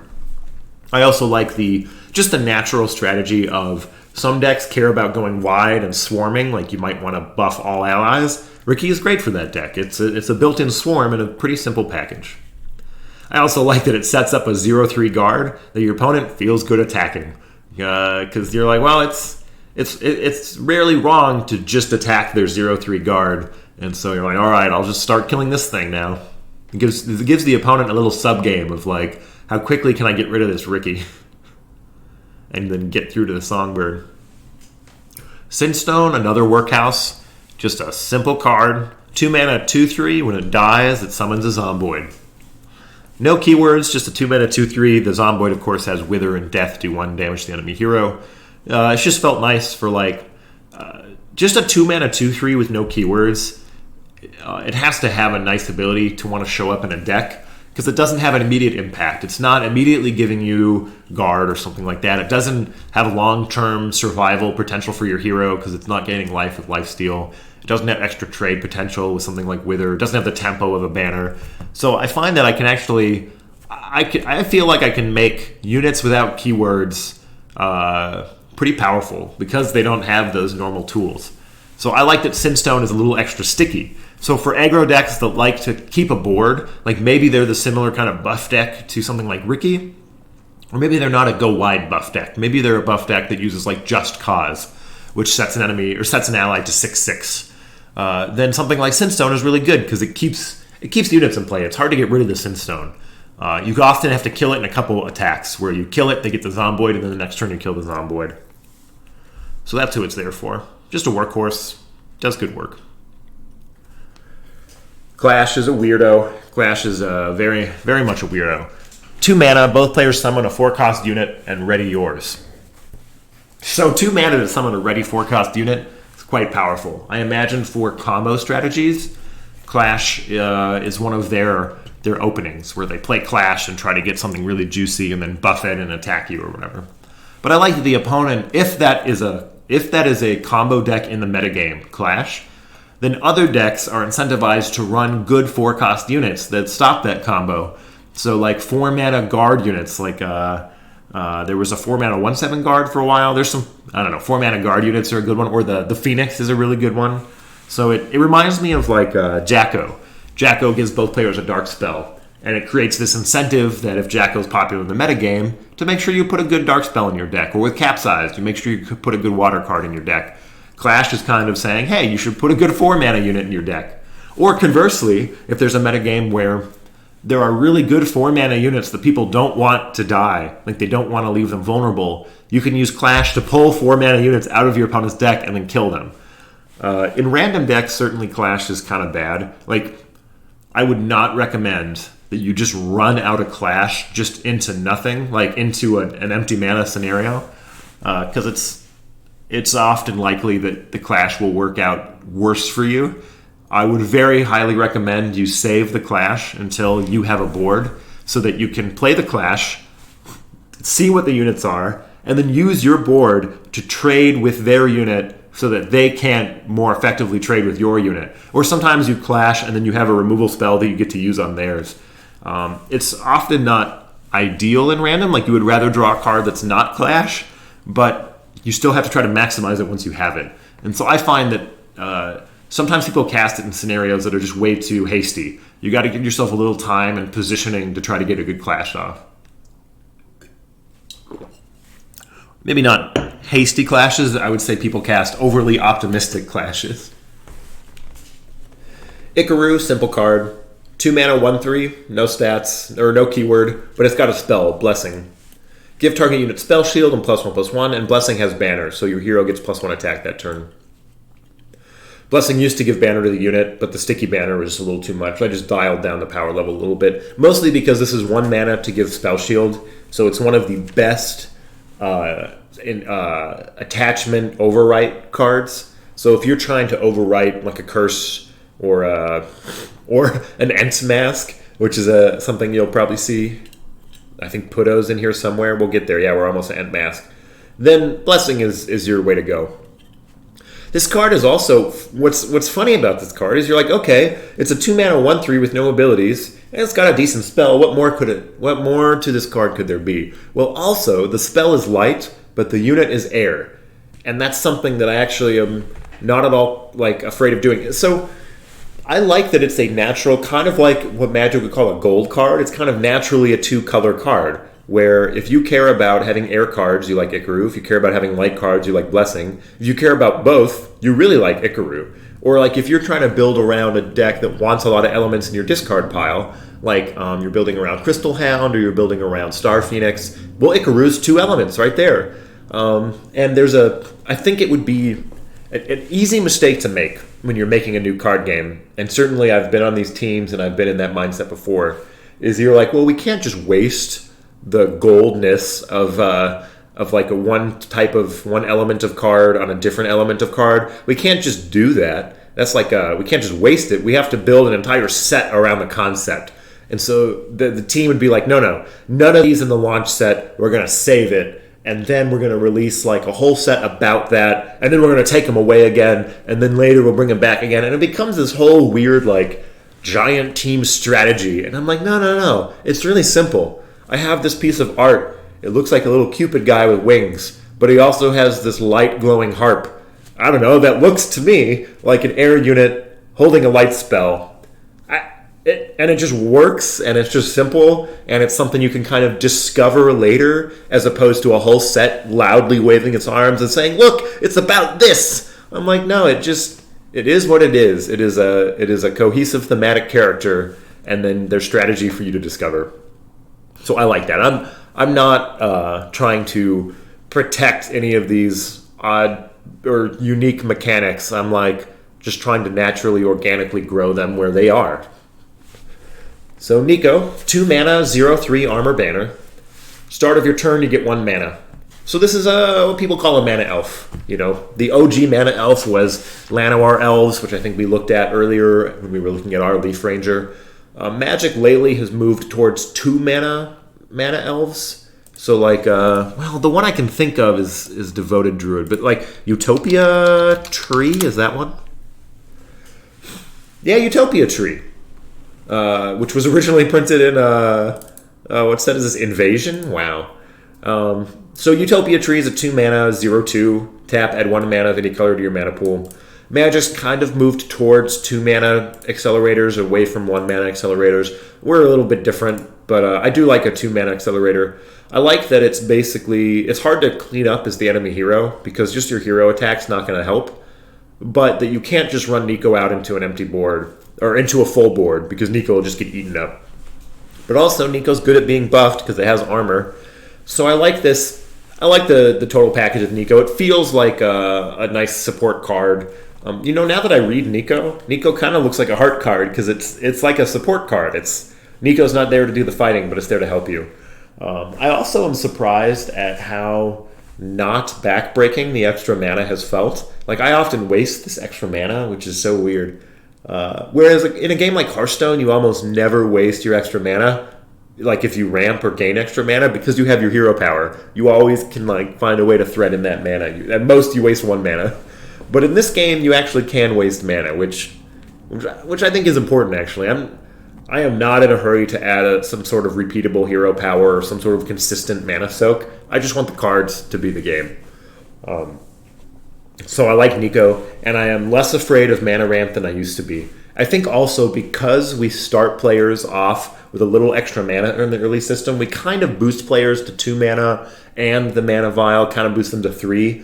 So ramping just 1 mana in the early game, I think, is not as sharp of an impact as it is in a game like Magic, where not only do you gain mana inconsistently, but you always start at 0 and then 1 mana. So then going up another one from there is a higher impact than for us. So I actually really like also that the uncapped mana system of Skyweaver lets us play with mana in a lot more phases of the game in a way that they matter. Whereas in Hearthstone, mana ramp type effects kind of just stop being meaningful after 10 turns. You just hit the mana cap, and now those effects are blank. And so I like that we have a little more play with a card like Nico throughout the whole game. Tox. I really like where Tox has come. Tox is another one of those gardening cards. So let's look at Vial here first. It's 1 mana to do 3 damage to your hero and draw a card. If you were to just put Vial in your own deck as a card, it's pretty bad. Like, even the card 1 mana draw a card is not particularly thrilling. Maybe you play it, maybe, if you just don't care about the extra mana. But certainly, it's not a great card if it does 3 to you. But as a spell that's attached to a unit, that's just a free card. Like, you don't want to not cast it, So I like that Tox is like 3 mana, 3/2, draw a card, do 3 to your hero. In that way, it's kind of like a Phyrexian Rager. Phyrexian Rager. It's a lot like a Phyrexian Rager, where it's a unit that you play that pays some life and draws a card, which is just pure value. You're just putting a card on the board and replacing that card in your hand, but you're losing a little life for it. So I like that Tox gets to make that trade-off. I also love that it's paired with this Glory, which is Glory, add a Vial to the enemy deck. So I like that this card teaches the difference between, it's worth it for me to cast the Vial on a Tox in play. Like, that is a strategically upside powerful card. But then putting a Vial in my opponent's deck is like a downside for them. So I like that my Vial is good and your Vial is bad. And so I, as the Tox Vial player, just feel cool. Like, these Vials are awesome. So I kind of, it's a strange total package. It's hard to be able to tell that kind of story with one card like that, but I enjoy it. Tox is sweet. And then the Withers, they're just mostly for thematics. Same with the Stealth, it just kind of matches the overall package of the card. Desert Scout. So we saw Chinook earlier at 2 mana. Desert Scout is a 2 mana 2/3 with Stealth, and Glory, give fire cards in your hand -1 cost. This was originally Glory, give a random fire card in your hand -1 cost, because I just assumed that was powerful enough. It turns out Glories take work, and setting up a hand of fire cards takes work. And so Desert Scout is sweet in the fire deck if you ever get that Glory off. That is nice. But I don't feel like so far it hasn't been overpowered. So far that Glory has felt like reasonably interactive, and even when you hit it, you're not like, you don't auto-win or whatever. And then paired with the Chinook, I like that you can play Desert Scout and then play Chinook, and you're left with a 2/1 that, like, you know, it kind of tells this story in my mind of this Desert Scout out there, like dealing with the hot winds and taking the damage, but finding things for you, you know. I like that thematic in the story, and you're still left with a 2/1 that if it gets to scout and do the Glory, well, now it's buffing those fire cards you just drew. So the total package of Desert Scout has felt fun to me. It's a spell you don't totally mind dangling because it has that drawback. So sometimes when you have a full board, you're like, I'm just going to play Desert Scout just to have a 2/3 and maybe get some mana out of it, and I don't care as much about casting this Chinook because I have a board. So you get a little bit of, I don't mind leaving the spell dangling. Bogey Bogey we talked about, stealing an enemy 1-cost unit. I like the narrowness of Bogey Bogey, where like sometimes you should just cast Bogey Bogey as a 2/3 Wither, but I almost always just hold the Bogey Bogey, and then my opponent never plays a 1-drop, and then I feel bad. I'm like, I'm just staring at this Bogey Bogey. But I like those. I like the way the card plays. It's one of those, like, if the meta goes really towards 1-drops, then Bogey Bogey will kind of come in and help clean that up. But it's also, we don't have sideboarding, and maybe one day we will have something like sideboarding, who knows. But in the meantime, I like that you can draw cards from outside your deck, so you could even have a lot of you could have ways to draw dark cards where you hope to draw a Bogey Bogey, or ways to draw 2 mana units and you hope to draw Bogey Bogey. So even if you don't put Bogey Bogey in your deck, you might still draw a Bogey Bogey through gameplay, and then now you have this tool that you might not have normally. So it's weird. Skyweaver, every card we print matters because they can all be found in the game, which is kind of similar to Hearthstone, where they generate random cards, but in much more like inconsistent ways. The card generation in Hearthstone is basically unique for every card. I like that the card generation of Skyweaver is systemically built in with things like Singleton and the way your prisms work, so that it's always kind of strategic and representative of your play pattern, as opposed to just purely random value. But that means that every card we print matters because we're generating them, but at least they matter within the context of their prism. I like that. Light Knight is sweet. Light Knight's played really well. 2 mana, 2/3, and then Inspire Light. So when you play a light card, it gets Guard, Armor, Banner, and Lifesteal. Normally, the Inspire cards want you to inspire as many times as possible, and you basically just keep getting value as you inspire. I like that Light Knight just wants one. Just pair a Light Knight with a light card, and you did it. You maximized your Inspire card. And I like that as a lesson, where not every Inspire card has to be continually maximized throughout the whole game. You can set up a really satisfying 1-2 punch, and then you have this beefy light unit. You have a 2 mana, 2/3 Guard, Armor, Banner, Lifesteal. Which seems nuts, but actually takes enough setup that so far it hasn't been nuts. Eventually, if Light Knight was too good, I could see making it a 1/3 or a 2/2 or something. But I like the 2/2, 2/3 stat line, because a lot of the time, sometimes you play Light Knight and not a light card, and then the enemy hero punches the Light Knight, and then you play the light card, and then you just have a 2/2 Light Knight. Anyway, I like the way the setup works, where it doesn't originally have Banner, but then gains Banner. The stats tend to play nice with that. Seek. 2 mana, give your hero a big mana vial, draw your most expensive card.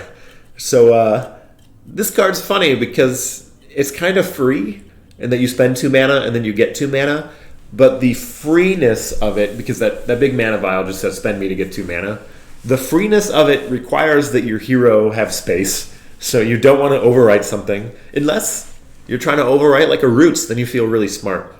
I also like the setup into if you can play Seek and then you're able to float that big mana vial for a turn, and the next turn you might be able to use the big mana vial to cast that most expensive card. But I like that Seek as your free draw spell is most likely to draw a card you can't cast yet. Like, you really have to get there. But if you're a deck that cares about an expensive card in particular, we're a singleton game, I want you to be able to find that card. Not 100% consistently normally, but if you care enough about finding it to put Seek in your deck, well, there you go. I also like something about Seek, and Chromecast does this too, if you're familiar. I like that sometimes I'm playing Seek, and in the early or mid game, I'll just cast it to try to get my most expensive card, and then I'll use the big mana vial. Sometimes I'm down to like 5 cards in my deck, and I don't cast the Seek, because I want my deck to actually run out and be empty, and then I can cast my Seek and draw the most expensive card from my Prism, which is probably more expensive than the card that's left in the last 5 cards of my deck if I'm playing like random deck or something. So I like that there's that extra level of strategy where if you wait long enough, Seek will find you a giant monster. You just have to wait till your deck's empty. Or you could dust your deck and then Seek, that kind of thing. But then that also depends on what prisms you're playing. What's the most expensive deck in that prism, or the most expensive card in that prism combination starts to matter. So it might be that kind of consistency with Seek is a bit much, but then I might just nerf it to like 3 mana or something. But I like the role of Seek. It helps. I think it helps the format in deck building, given that we're a singleton game. Zapper got nerfed recently. 2 mana, 2/2 armor as a base. Inspire Metal gets Zap. I don't like, in general, Inspire cards that don't have spells attached to them feel a little odd, but here's 2 in a row, Light Knight and Zapper. But both of these have pretty sweet payouts if you manage to get their Inspire. Zapper, the Inspire Metal, actually Metal has a couple nice ways to generate multiple Inspire triggers, and Metal also has the Tooth Hurdy, which wants a lot of just generic Inspire triggers. So I've really liked the way the Zapper Metal package is played. So like, even Tox here. Vial is Metal. So Tox plus Vial is 2 Inspire Metals on Zapper, which is getting you 2 Zaps. And then because Zap has Lifesteal, sometimes I've run like Vial and then zap their face to gain some life back, and then Vial and then zap their face. And so this whole like turbo metal package has actually felt pretty cool. And so Zapper to me sets up a cool enough dream and has nice enough base stats that it doesn't need the inherent Inspire trigger. Though I will note that there's a risk here. If we ever print a card that's like all your cards are metal as some kind of like aura, well then Zapper goes infinite. Because if Zap is ever metal, it'll trigger the Inspire itself, and then infinitely you can just zap. And because we have a timer that gives you time every time you take an action, you could just never give up time until your opponent dies. Even if your opponent had armor, you could just go zap, and just never give up the clock. So we don't want that to happen. Maybe situations like that can occur naturally, but chances are I'll want to nerf those weird loops if I can. Though I recognize that in the long run, it may not be possible to nerf all loops, but I do feel like new loops are nerfable. It's just that other games like Magic and Hearthstone generally choose not to patch so aggressively. So we're going to be a little more aggressive in patching, and I'm going to try not to let those loops get through for too long, but it'll be a month-by-month challenge, I'll say. But I really like where Zappers come out. Throne Blade is a sweet card. Throne Blade is a 2 mana 3/1 armor, which is a nice stat line. It feels nice to have a 3/1 armor, I feel like, because you know that it's safe from the hero attack just generally, and then it can threaten some nice damage. Throne Blade, when it dies, gives your hero Wayne Blade, which we saw. 2 mana, give target unit +3/+1. I like the story here. It's a Throne Blade that when it dies, now your hero can pick up the blade and give it to somebody. There's a little bit of a pun with the Throne Blade, where it's a Throne Blade, like a royal throne. But it's also like a throne blade, like, here I just threw this sword out onto the battlefield, and then the sword hits you, and then I pick up the sword and give it to somebody. So it's like a throne blade. Anyway, maybe that's just me. I don't know. But there's also the other little secret about this card is it's 2 colors. It's got metal and dark. So if you're trying to build one of those multi-element decks or you care about both elements, this card is there just naturally, just to help you out. It's not like we built a set around gold cards. It's here you go. It's just a natural pairing. But again, I could also see that Wayne Blade being a metal card. So I don't know. Maybe that'll change one day. But so far, I like the Wayne Blade. This is also my favorite card to spend a mana vial on. Just in general, these Death Give Your Hero blahs, they're there to make people feel good about using their vial. There's a certain... for a long time, I was the type of player who never used my vial. I just like to hold it forever, just to have the option. But I like that there are certain cards that make you feel good about using the vial that turn. And then Throne Blade is also good for aggro decks, because in general, you like a 3-1 armor stat line. It's got a little oomph to it, but even if they kill it, you kind of get those stats back on the other side with Wayne Blade. It's played really well. Here's Puto, 2 mana, 2/3 guard. Just a nice, normal 2 mana, 2/3 guard unit with a weird mask. When this is removed, give this character +2/+2. So you can just, it's an enchant, you can just pay 6 to remove it and give Puto +2/+2. 6 is even a recent nerf. It used to be 5, now it's 6. To be honest, in the spreadsheet, I already went back and changed it to 5. I already changed my mind. But what End Mask is trying to get you to do is End Mask is saying, wait, if you replace this End Mask with something like a Spell Shield, you still get the +2/+2, but you didn't have to spend 6 mana to do it. And so it's me dipping my toe into a weirdo enchant that's still trying to push on. I think there's a cool play pattern with the attachment replacement play pattern. And so End Mask is the first, toe dip into that. And then if this goes well, and once people learn how End Mask works on Puto, I could see using End Mask in other places. End Mask also came about because, I found myself wanting to make a card like a 2 mana, 2/3 guard with some sort of mid-range spell, but a mid-range spell that you feel okay dangling, and that doesn't kill an enemy or draw a card. It's so hard to print mid-range effects that don't immediately get a card worth of value.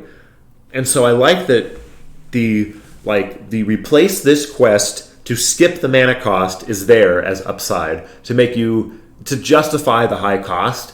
But sometimes you just spend the mana to get the buff, and you're like, cool, I did it. I got my value. And so I like that it's there to soak up that mana if you have it, and it's without drawing a card or whatever. And it's what's hard with a spell, too, is, for example, say it was just a spell, and I just wanted to say 5 mana, give +2/+2.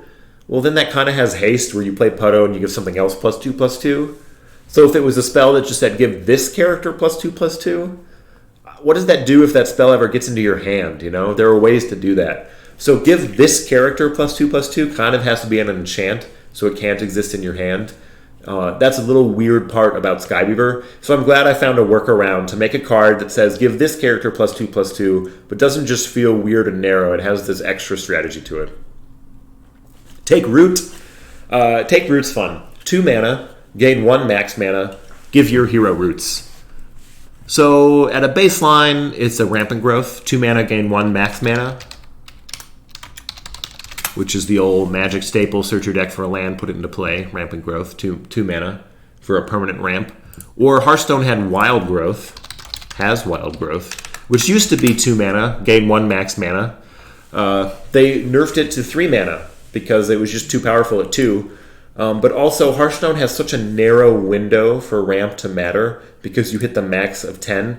They had to make this weird, if you're at max, you get an excess mana crystal, and just this card became odd and complex and narrow. There's just such a small window where the Wild Growth ramp matters, where eventually you're supposed to just hold it so you can get the excess mana. It's just weird. It's odd. So anyway, I like that uncapped mana in Skyweaver just lets us ramp whenever we want. That's great. And then I like this weird pairing where Take Root is kind of a 5 mana ramp spell because the 2 mana plus the 3 mana to remove roots on your hero. But some decks care less about having roots on their hero. Also, some decks can just replace the roots on their hero. Other decks can use the roots to replace something on their hero that they wanted to replace. So you just got cursed or lit on fire, you can soothe it with Take Root. So there's all that extra built-in strategy of the attachment slot without all these extra words. It's just gain 1 mana and your hero has this negative enchantment, Roots. It's been playing well. I like it. We've only got 15 minutes left, and I'm on Trip Snare. Yeah, we're not going to get through this whole thing today, but let's see. We can probably get up to Fire Potion. So Trip Snare gives sleeping enemies roots and -1/-1. I like pairing the roots with a little bit of a debuff. You saw that on Ensnare, -3 attack and roots. You see it on Trip Snare, -1/-1 and roots. Because roots are in general just a mana tax and a pretty easy one. They're actually, it's hard to get a card worth of value out of something like Trip Snare if it doesn't give a minus effect. So I like that Trip Snare is also good against, I like that it hits sleeping enemies. It makes it able to cost cheap cast. Because it only hits sleeping enemies, that can be cheaper than if it hit all enemies. But I also like hitting sleeping enemies because it gives you a clear, loud window when you want to use it. As opposed to well, how many enemies can I root? How long should I hold on to this Trip Snare? I like that if you just see 2 or more sleeping enemies, you're like, all right, this seems like a good turn to Trip Snare. Because you don't always have that window. Those enemies are going to wake up. And so it's a little bit of a pressure to use it. And then I like that it is a natural counter card to cards that summon wide, that summon multiples. So we saw, for example, a card like Trip Snare that gives sleeping enemies roots and -1/-1 is naturally better in a metagame with cards like Ricky running rampant, where you summon 2 units, or Reinforce to summon 2 Armored Guard, or Rise to summon 2 Royal Mummy, or Arkaloth to summon 3 1/1s. Then a card like Trip Snare is just getting that much better. Crackle, give target ally unit +2/+2. If it's light, do 1 damage to enemies. I kind of wanted just 2 mana +2/+2 to see how that felt as a baseline. So far that's felt fine. And then it gets a little extra upside that you don't mind skipping this upside. It can be hard to print upside on a card that players don't feel so bad missing out on that they're just not willing to forego the upside. And I think Crackles hit that nice middle zone where you know the value of +2/+2, and sometimes you can see, I really need that +2/+2 here to get this certain kill that I want. Or sometimes you see I have an armor unit, I'm fine giving it +2/+2 and missing out on the light bonus because I care that much about buffing an armor unit, it's just that good. So I like the pairing here, but then if you do see a light unit, you're like, yes, I got the pairing, do 1 to enemies, nice little AoE, it's good. I like sprinkling AoE throughout the game. So now we're getting into area of effect 1 damage theory. So one of the reasons I really liked giving the hero 1 attack just by default is that players always have a way to do 1 damage without spending mana and without spending a card. They basically just spend a consistent action every turn. And that meant that I could generate a lot of 1 HP units because they could always get cleaned up. Like in Hearthstone, they kind of have this. You can generate, the hero power of the paladin is always generating 1/1s, or the hero power of the shaman is always generating totems. But then you have the hero powers of the mage and the rogue, basically cleaning up those things. Or in a way, the shaman and the paladin are trading with each other. But it's always taking mana. And so it's sucking mana out of the system and slowing the game down to create these 1/1s to just also create 1 damage and trade. And it's this. And then when you're playing a class that, hey, what up, Envoy? Welcome. Thanks for the bits. And then when you're playing a class that doesn't have the ability to just 1 mana trade, the other one is the Druid just has 2 mana to do 1 damage. But if you're playing a class like Priest that doesn't have the ability to just do 1 damage, then those effects that create all these tokens just become that much more awkward. So then the whole class has to warp around ways to have removal spells because it doesn't automatically have it with its hero power, and I just find it kind of warping. I love that the hero has the inherent 1 damage hero attack because then everybody can generate tokens worth of value because everybody has a way to kind of clean up those tokens. So, because I have a system where inherently I like making tokens and small cheap units because they can get cleaned up, well, I still want to promote those kinds of strategies now because there are swarm strategies, which means I also want... I'm rambling a little bit. What I'm trying to say here is that I like that 1 health is inherently fragile because your opponent doesn't have to spend mana or a card to kill it, so that I can inherently generate more 1 health units And then as a counter to that, I just like to sprinkle natural AoE 1 damages into the format as just another way to clean up those 1 health units. Doing 1 damage to something to clean it up should not be a giant headache. You shouldn't have to spend a Hornet Sting to do 1 damage to something. You should get that a little easier with something like a Crackle. Or something like a Zapper who's pumping out zaps. So yeah, 1 health means something. 1 health is vulnerable. You're going to get crackled. Frost Sigil is a 2 mana banner. Give target unit frostbite, give enemy units -1 attack. You just saw this in the patch notes, it got nerfed. Well, probably nerfed. I added banner, but made the -1 attack softer. 2 mana to give enemies -2 attack might just be good enough, and that can really blank boards. You just end up with a whole bunch of 0 attack units, and it feels bad. There's room for that, but this card was just too efficient. So I like that the banner incentivizes you to punch the unit you just gave Frostbite to, and it helps you take out the Frostbite unit, the one you targeted. So Frost Sigil became better as a single target removal spell, but worse as AoE. You just kind of get this nice bonus AoE. And then if there's a format full of a lot of 1 attack units, Frost Sigil becomes that much better. I talk about that format incentive a lot, because I really feel like it's important that cards have a role in the metagame, where if a certain type, especially removal spells or counterplay type spells, responsive spells, I don't want you to play responsive spells in your deck like Lightning Bolt because the numbers are just better. It's just the most efficient response spell. Or like Magic used to have this problem with Counterspell, which was just 2 mana counter a card, and that was just the most efficient way to respond to a card you cared about. I like that a metagame has natural, healthy ebbs and flows in the responses, where if a certain type of deck and strategy starts to become popular, then there are certain responses that become more popular that can be used in response that might then drive down the popularity of that one. There's this natural rock, paper, scissors of threats and answers. And Frost Sigil to me is part of that natural, it's worse if threats are tall and better if threats are wide kind of thing. Secret Garden has a buff I'm excited about. It used to be 3 mana to draw a card for each element among allies. Now it's 2 mana to draw a spell of each element among allies. It's a little bit of a burf. I've been trying to get Secret Garden down to 2, but I just couldn't justify it as 2 mana draw 4 or 2 mana draw 3.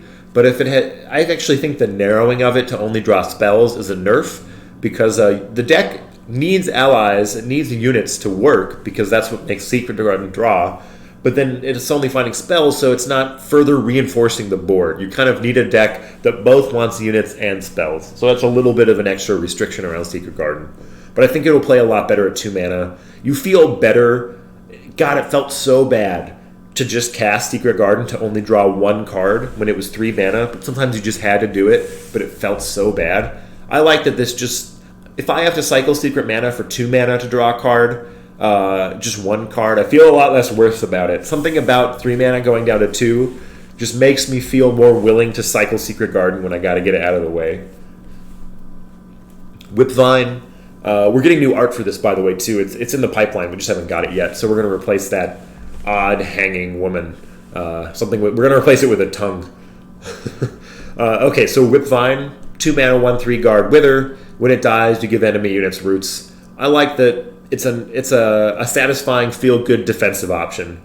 I just need to slow some things down, but also it has a powerful death ability. So if you're the aggro deck that's starting to get countered by Whipvines, then you can start building in things like Burn to a Crisp or Eradicate to then get the Whipvines out of the way. It's again part of that rock, paper, scissors ebb and flow of threats and answers, and I love the type of answer that Whipvine is. Just the levels of interaction on Whipvine are nice. And then it also sets up strategy for the opponent. On the timing on when they kill Whipvine becomes important. And so I like that it sets up opportunities for the opponent to feel smart on when they kill the Whipvine. 2 mana Etherbomb. Envoy says, I didn't even notice there's a woman inside of Whipvine's mouth. Yeah, that's a little weird. But, some of this is... I've heard some people say that they actually... I'm going to talk about... First, I am not the best person to talk about sexuality in card art and sexuality in gaming. But I will say that I have a giant folder of art, and so I kind of have final call on what art I use in the game. So in a way, it's kind of on me to draw some of that line on what art is okay and what art is weird. But I also don't want to take that choice from our art director. Ultimately, he's choosing the art that comes in the game and our art style. But also, this whole company, this whole endeavor, this whole project is a process of iteration and exploration and learning.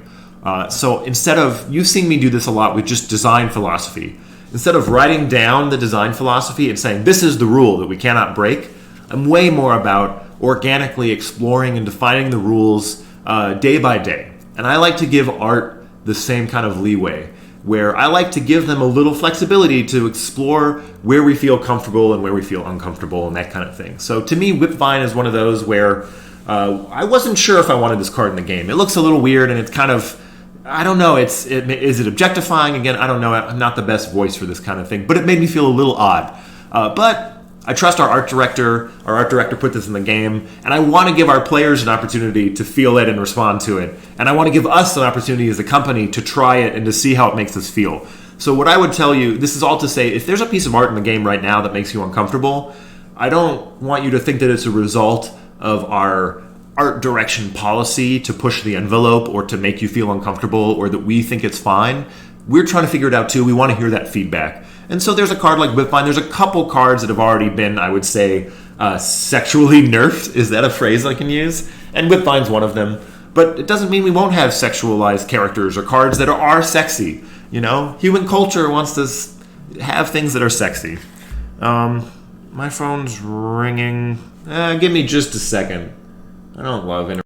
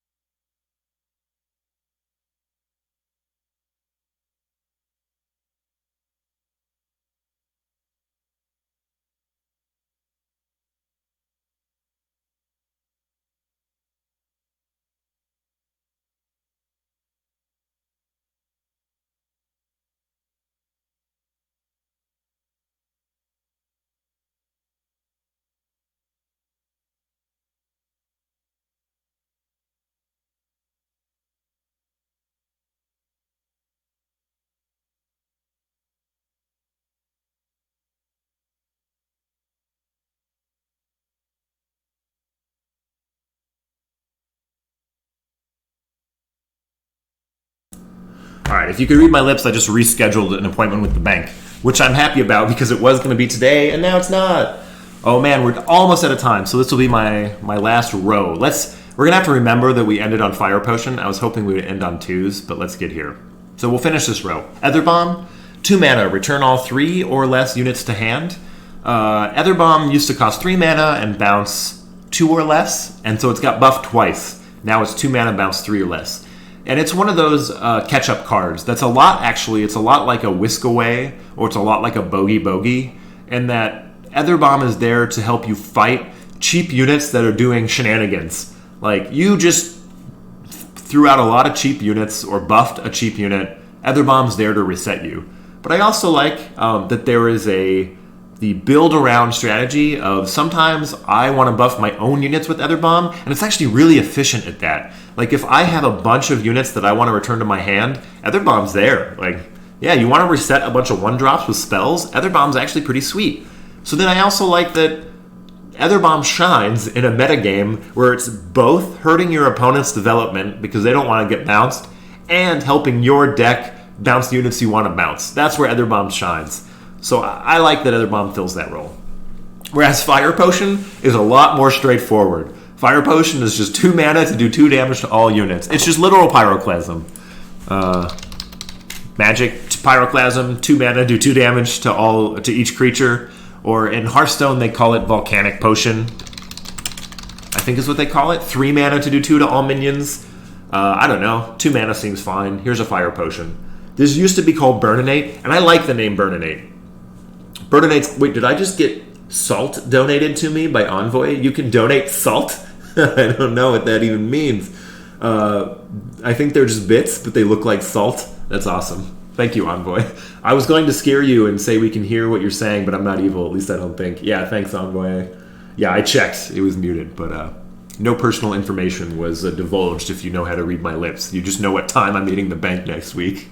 Good job. Fire Potion, though, quite simple. One thing I like about Fire Potion, it used to be called Burninate, and it used to have this, like, Dragon Breath art, which was fine. Totally worked. I like the name Burninate. I want to bring it back. But I like that if I'm going to do a card that is so simple mechanically, you'll notice a lot of these cards, there's a simple option I could have gone with, but I chose a slightly more complex strategic option, like Wing It. Could have just been sap, bounce a unit, but I'm like, I want a little extra strategy and depth to it. Why didn't I do that on a card like Fire Potion? Well, the roll of 2 mana to do 2 damage to all units is just so inherently valuable on its own that I feel like the role of the card is clear and it's visceral and it's impactful. When you play it, you feel good. When your opponent gets wrecked by a Fire Potion, they feel bad. It doesn't really need that extra level of strategy, I don't think, on this one. But if I'm going to have a card that's this simple, that's this visceral as a Fire Potion, or as this effect, I like that the thematic of the card is also something that's simple and visceral. That is just a Fire Potion. Like, to me, I can just feel it. I just have this potion full of fire, I just go boom! We're all on fire now. I just throw the Fire Potion. So if I'm going to have a card that's that mechanically simple, I love that I have a piece of art that is also that, like, thematically simple and visceral, that it just as one cohesive package feels great. Not that Burninate felt bad thematically, I just feel like Fire Potion hits it, A+. Like, we got there. We have a nice cohesive total card. Okay, I have a meeting. I have to go talk to I have a one-on-one with art director Daniel, so I'm going to go talk to him. Thanks for hanging out on the stream. I'm not going to play you out with piano because I'm running out of time today. Tomorrow we're going to dive into more set review. This might take 2 weeks. Who knows? Or maybe I'll do something else next week. But I like chatting design with you. So thanks for hanging out. This has been great. I'm going to go to my meeting. And I'll see you tomorrow at 11 a.m. Today's stream I started an hour late. Tomorrow's stream will start an hour later than usual. But that means it's on time. I have a morning appointment on Thursdays. So a little later on Thursdays. All right. See you around, Envoy. Thanks again for the bits. Thanks for the cheers. I'll see you around. All right. Peace.